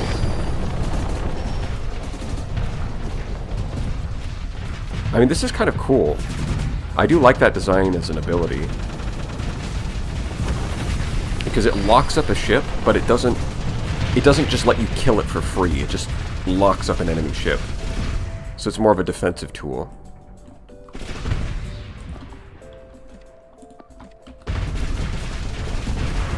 Yeah, your flux is going up, and you are now alone. Zawardo! I mean, with the big circle and the loud noise, I really don't think there's a better comparison than Zawardo. Alright, I'm just gonna wait for you. Yep. Okay, that's a little early. Come on. Yes, I got it. Whoa. You fool! We had it, and you had to ram it and give it so much velocity. Okay, so apparently they've got some kind of debuff on them that's making their engines purple. It's making my engines purple too, now that I think about it. But yeah, they pushed it all the way over here. That was great. At least the Sky Splitter's got the range and the speed to chase it down. Oh, you teleport away, huh? I mean, I would go up here, but it looks like they've already taken care of things, so I guess I'll just keep doing what I'm doing. Nope. Yeah, you guys took care of that. And I've got a story point, so if I need a story point to recover, I can. Lovely. And you are dead. Finally. I mean, this looked really cool, and it had some... Like, the lockdown ability... Right, it's a very unique ability, but at the same time, like, the risk you run into is that it ends up being something that you see it for the first time, you have no idea how to react to it, and it just kills you. In this case, that's not an issue, because it locks you down. It doesn't take too long to figure out what it does, so you're not just, like, dying to it instantly and then getting screwed. So I think that was pretty well designed. Is there something left? Well, it's not letting me win, so there's something somewhere. Yeah, the AI didn't use it very well because... Oh, yeah, there's stuff up here. Of course. Because the AI would continue shooting at whatever it locked down, which... Yeah, there seems to be some kind of... Yeah, they're deploying the logistic ships to prevent soft locking, but because of the... I don't know, I guess the AI's doctrine, they're attacking instead of retreating. That's odd.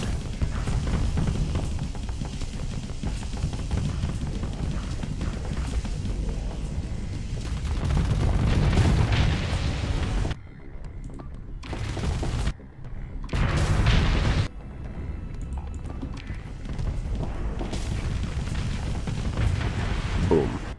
Okay, now sure. Nope, there's more. Oh, of course, they sent a logistics ship to capture... Yeah. I gotta wait. I'm just gonna take my hands off the keyboard. I'm just gonna stretch. Yep. We're just waiting on this one. Very cool.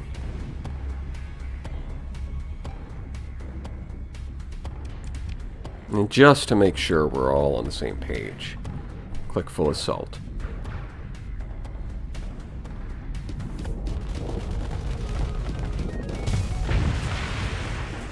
Nice.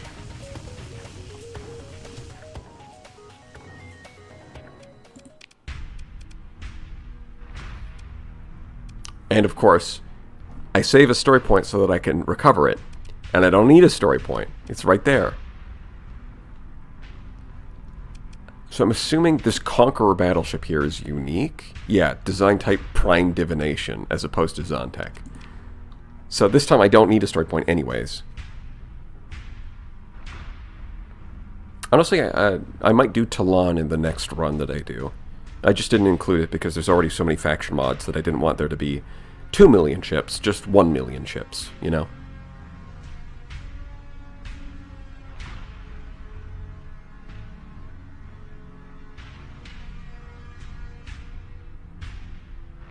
The phase ship Gravity Well is the Ninma class phase capital. It's similar to the Zig. It has the same nodes, but they are strictly defensive. It is insanely fast. Omega weapons. High-tech escort, probably an Aurora. And when it dies, it spawns 2 Harbingers and revive itself. Oh, cool. I might be able to beat that. The ramming ships are well suited to taking on that kind of strategy.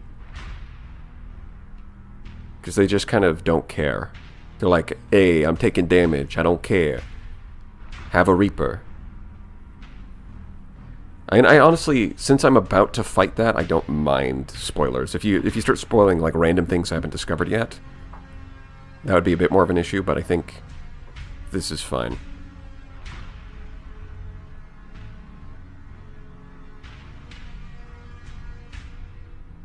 You can't win that fight. Sounds like a challenge.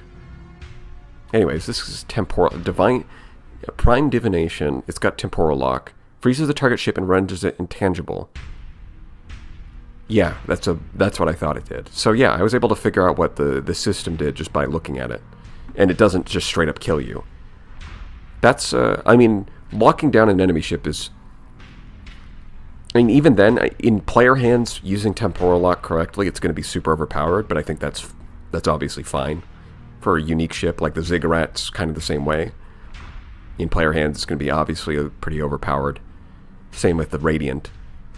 So, really saying that, oh, look, it's overpowered in player hands isn't saying much. And it was relatively fun to fight. Like, I didn't get frustrated when it locked me down. It's just like, oh, this is a unique ability. So yeah, that was pretty good.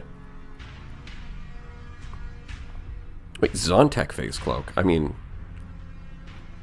isn't that just a Phase Cloak? What's special about it?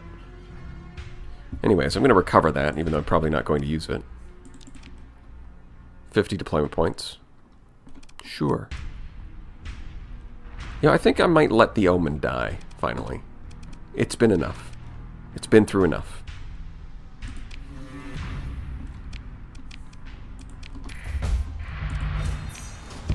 Yeah, now I've got another story point. Nice. My overcrew capacity, let me check. No. Okay. Alright, that was neat. Bounties. I think I saw... Yeah. Oh, hello. Looks... Yeah, looks like Scalar Tech.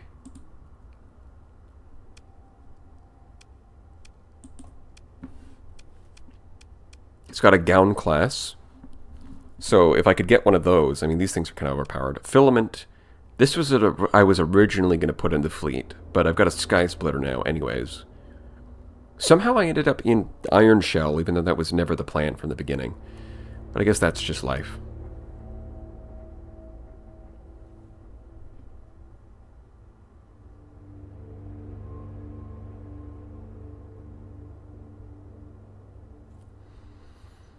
And then it's got what appears to be a unique version of the Sky class, which unfortunately the Sky class at 20, the regular Sky class at 28 deployment points was, it looks really cool, but I remember it not being very good.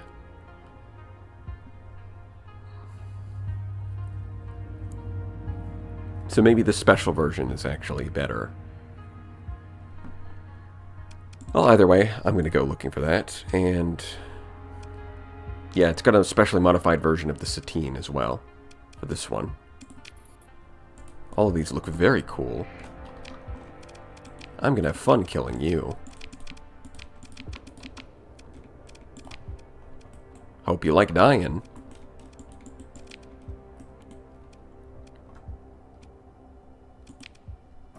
Yeah, I guess I'll just take the slipstream and go up here, because this is where I'm going anyways. This is where my colonies are. Yeah, they're both very close to my colonies. That's convenient. Let's do more killing. I'm up at like 2 million credits. Ah yes, a bazillion credits from my bounties. I need more. But I might as well burn some of them on a Star Fortress. Got nothing better to do. Oh, speaking of... evenly matched. I forgot about this.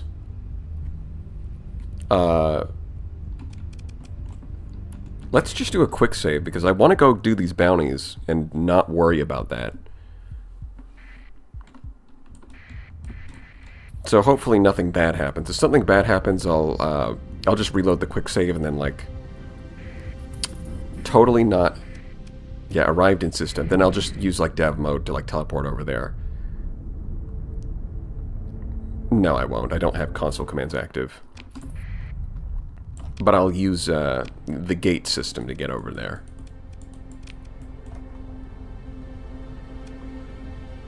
Dwarf primary... Oh. Which one?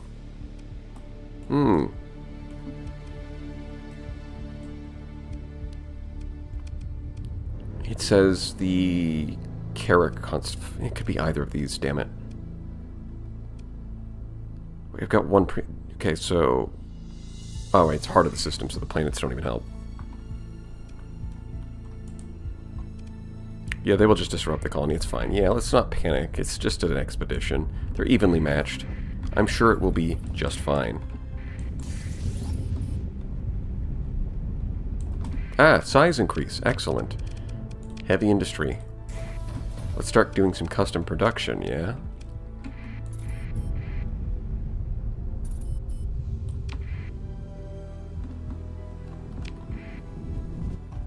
Oh, hello. Well, I found him.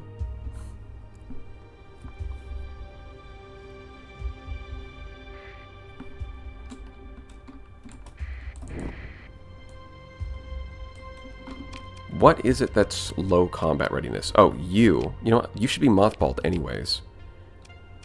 Yeah, I should have mothballed that immediately. I just forgot. Let me look at this thing. This looks like a vegetable. Yucky. So I'm seeing 5 medium universals, a bunch of small hybrids, and a special unique weapon.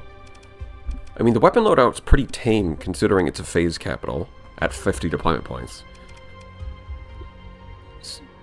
But I guess that's partly because it's got a bunch of free stuff built in, and because it's got a really strong system. So yeah, I think this seems good. Black Ops fleet, yes. Yes. So they're not initially hostile. Another dirty merc who's after that pirate blood money. Give it your shot, then. Oh, you've got Sky in your name. Right? Did I just see that you have Sky in your name? Or is that just... because that... No, you know, whatever. 17%? I thought it would be higher.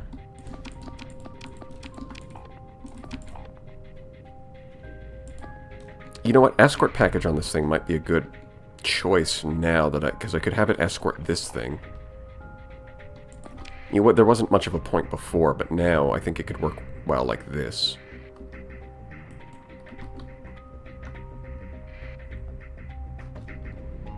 Yes, I know the gown is good. The first time that I discovered the special Tesseract bounty in the one that's available in vanilla, the first time I discovered it, I had the gown, and that was how I managed to beat it. I couldn't quite beat it normally with the fleet that I had, so I had to use the gown. Now, of course, it's not that hard. But that was like my 3rd playthrough. So it was a little harder for me at the time.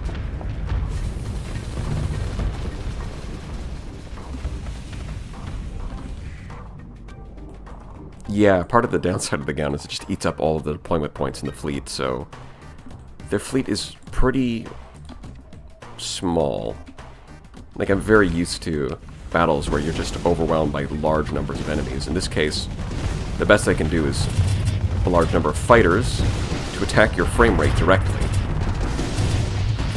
Oh god, it looks like it chose to overload, which is an odd choice. I'm just gonna move you, you know? Yeah, I think it's gonna die. I think this is fine.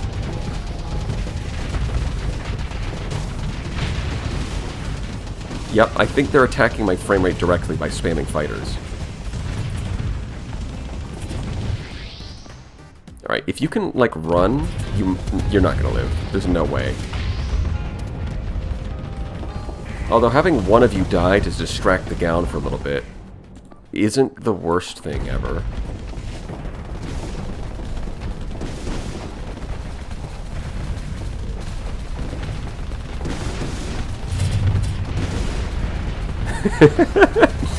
Oh, ramming ships, of course.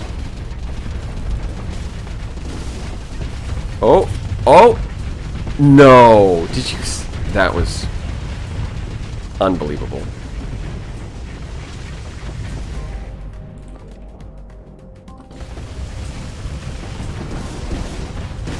Yeah, we've really got to surround the gown. But the problem is, the ramming ships want to go in by themselves, which makes things a bit harder.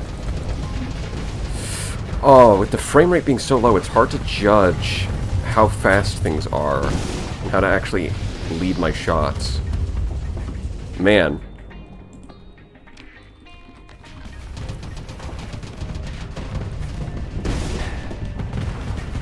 Of course, I had to choose a bounty with so many fighters. We're suddenly faster. That means that they've stopped shooting all their torpedoes, and now they're shooting them again.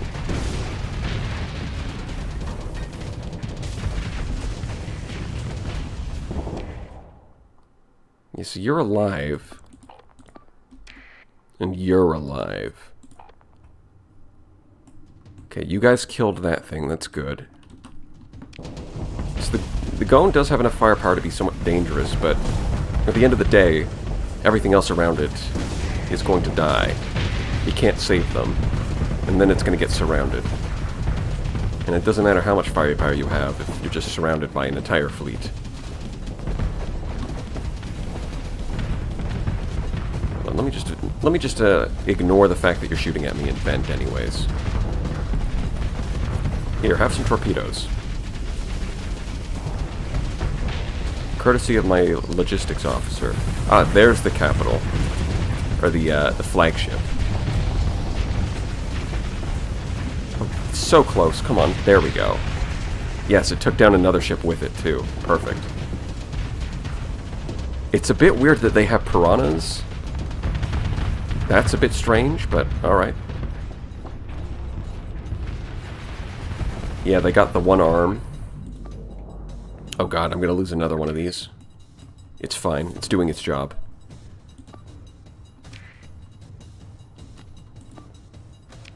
He's trying to... yeah, he's gone. But the Sky Splitter has a nice angle, so it should be able to get a good attack from the rear. This is the specially modified ship. It's supposed to be the flagship. But I am in Odyssey, so I'm gonna kill you now. Yeah, the nose of the Odyssey is for Typhoons. Yeah, there goes another dot. There, I lost another Sky. It seems I lost all three of them. But it looks like it took out the Gown with it. It was not going down alone. But yeah, all three of the ramming ships died. Hey. No surprises there, I guess.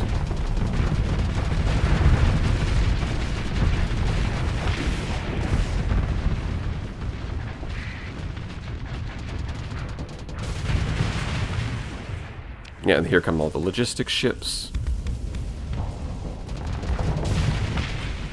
Are these ones going to retreat, or are they going to try and fight? They look... yeah, no, they look like they're trying to fight. So it seems to be a problem with the bounty board. Where all of the battles I take from the bounty board, the AI is bugged. So the logistics ships try and fight. I wonder about that.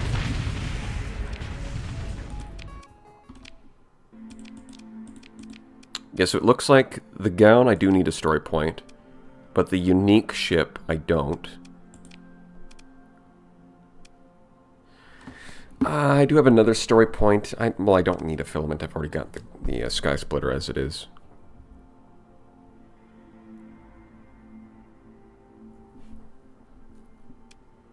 Yeah, it is a workaround to prevent things from bugging out. That's why that's built into the base game, is that in order to prevent the game from soft locking, the AI is forced to deploy in some situations where the AI isn't ending the battle. It kind of like fixes it by forcing them to deploy their logistics ships. But normally what happens there is that the logistics ships then immediately retreat. Whereas for these bounty board missions, they go through that same pattern, but something is happening where instead of retreating, they try to fight you. It's very weird.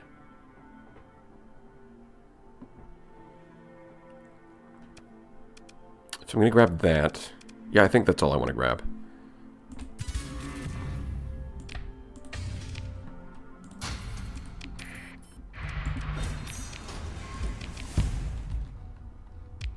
Oh yeah, it looks like we are slowing down a little bit. Yep.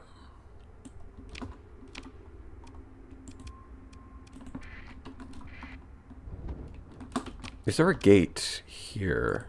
Actually, where's the nearest gate? Yes. We're gonna go to this gate. Oh boy. Ooh. I think the bounty board is from VIC. I could be wrong about that, but I think that's where the bounty board comes from.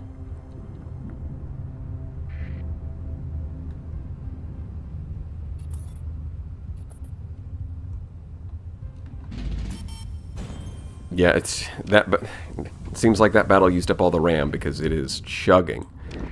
Oh boy. I mean, first I want to repair here. Wait, really? That's it? Oh, we're under strength, of course.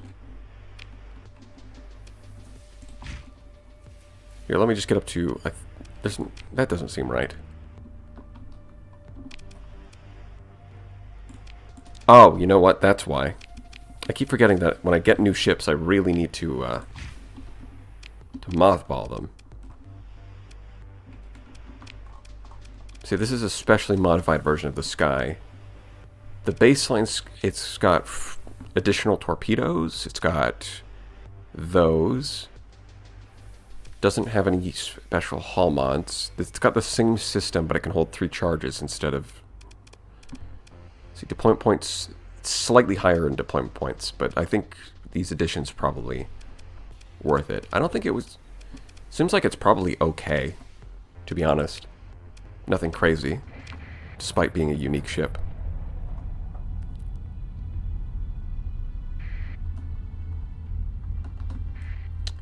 You can get the mod Clear Commands, which is an extension of console commands to clear your RAM of fleets that you defeated. That... I think I'll try that for next time. I'm not going to download that in the middle of a stream, but I think that does seem to be the issue, is it's after a battle. Everything is really slow. Of course, the hivers are still here by the looks of it.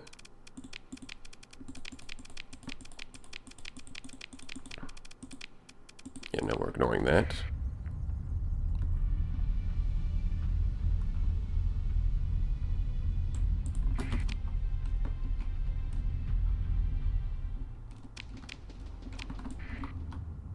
Yep, I will be taking that. Thank you very much.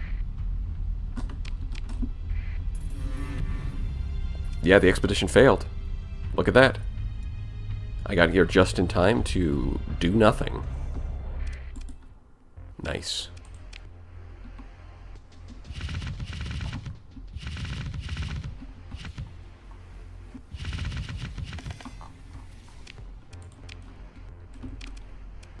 Alright, let's see. I've still got 1 storage point. I mean, I'm just going to toss these into storage. Hey, look, we've got this thing, we got that thing, we got one of these, and one of those, and one of those. Look how cool they are. In my garage.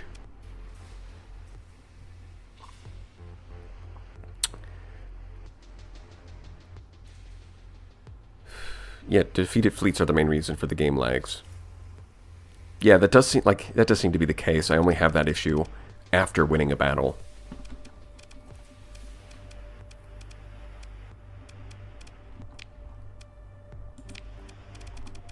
Actually, hold on. Let me see. Is heavy industry finished? No, it's just started. Okay. I was hoping to make some fighters, but we'll have to wait. Yeah, now that you've got S-modded magazines, how dangerous is this thing? Can it take on Onslaught and Conquest at the same time? I mean, fully optimized, you should be able to take on 3, but with only 1 S-mod, you should be able to take on 2, right?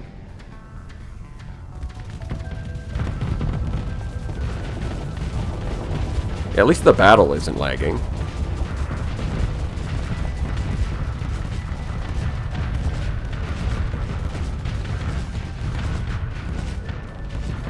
So it is taking some hits from the conquest there, but it does look like it's putting out some good damage.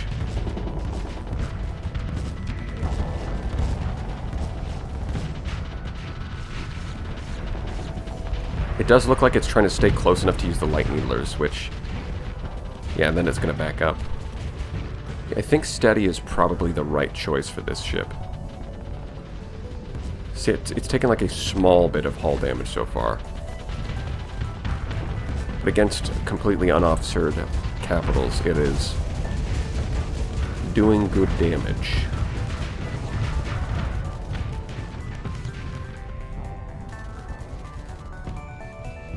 I mean, that's a level 7 officer, even with only one S-mod. And the fighters finished the job. Or maybe it was the long-range missiles that finished the job. It's hard. I don't know, actually. Nice. That's pretty cool.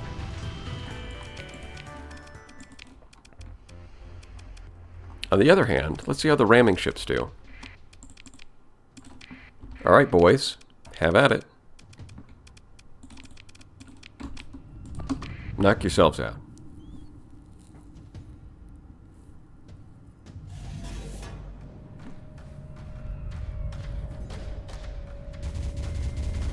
Yeah, the main thing I need at this point, because I can easily buy more of these things to fill out the rest of my fleet. And I can, pretty soon I'll have heavy industry to build the frigates that I need. God, the fact that they just push so much. They push.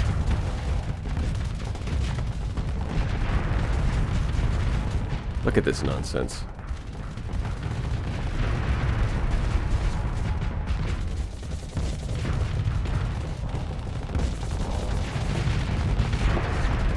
Got ramming damage too.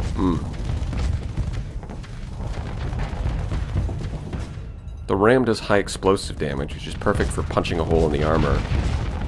And then double thumper is going to shred. Nice.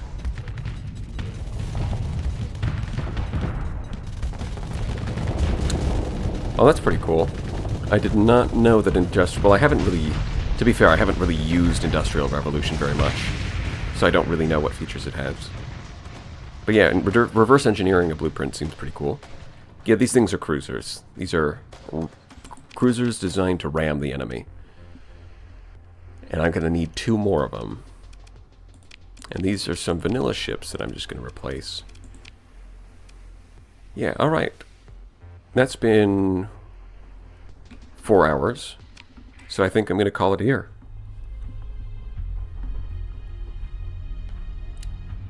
Thank you everyone for watching. It looks like we got a lot of killing done today. Next time, we might try taking on some Hyver ships. Yeah, thank you everyone for showing up.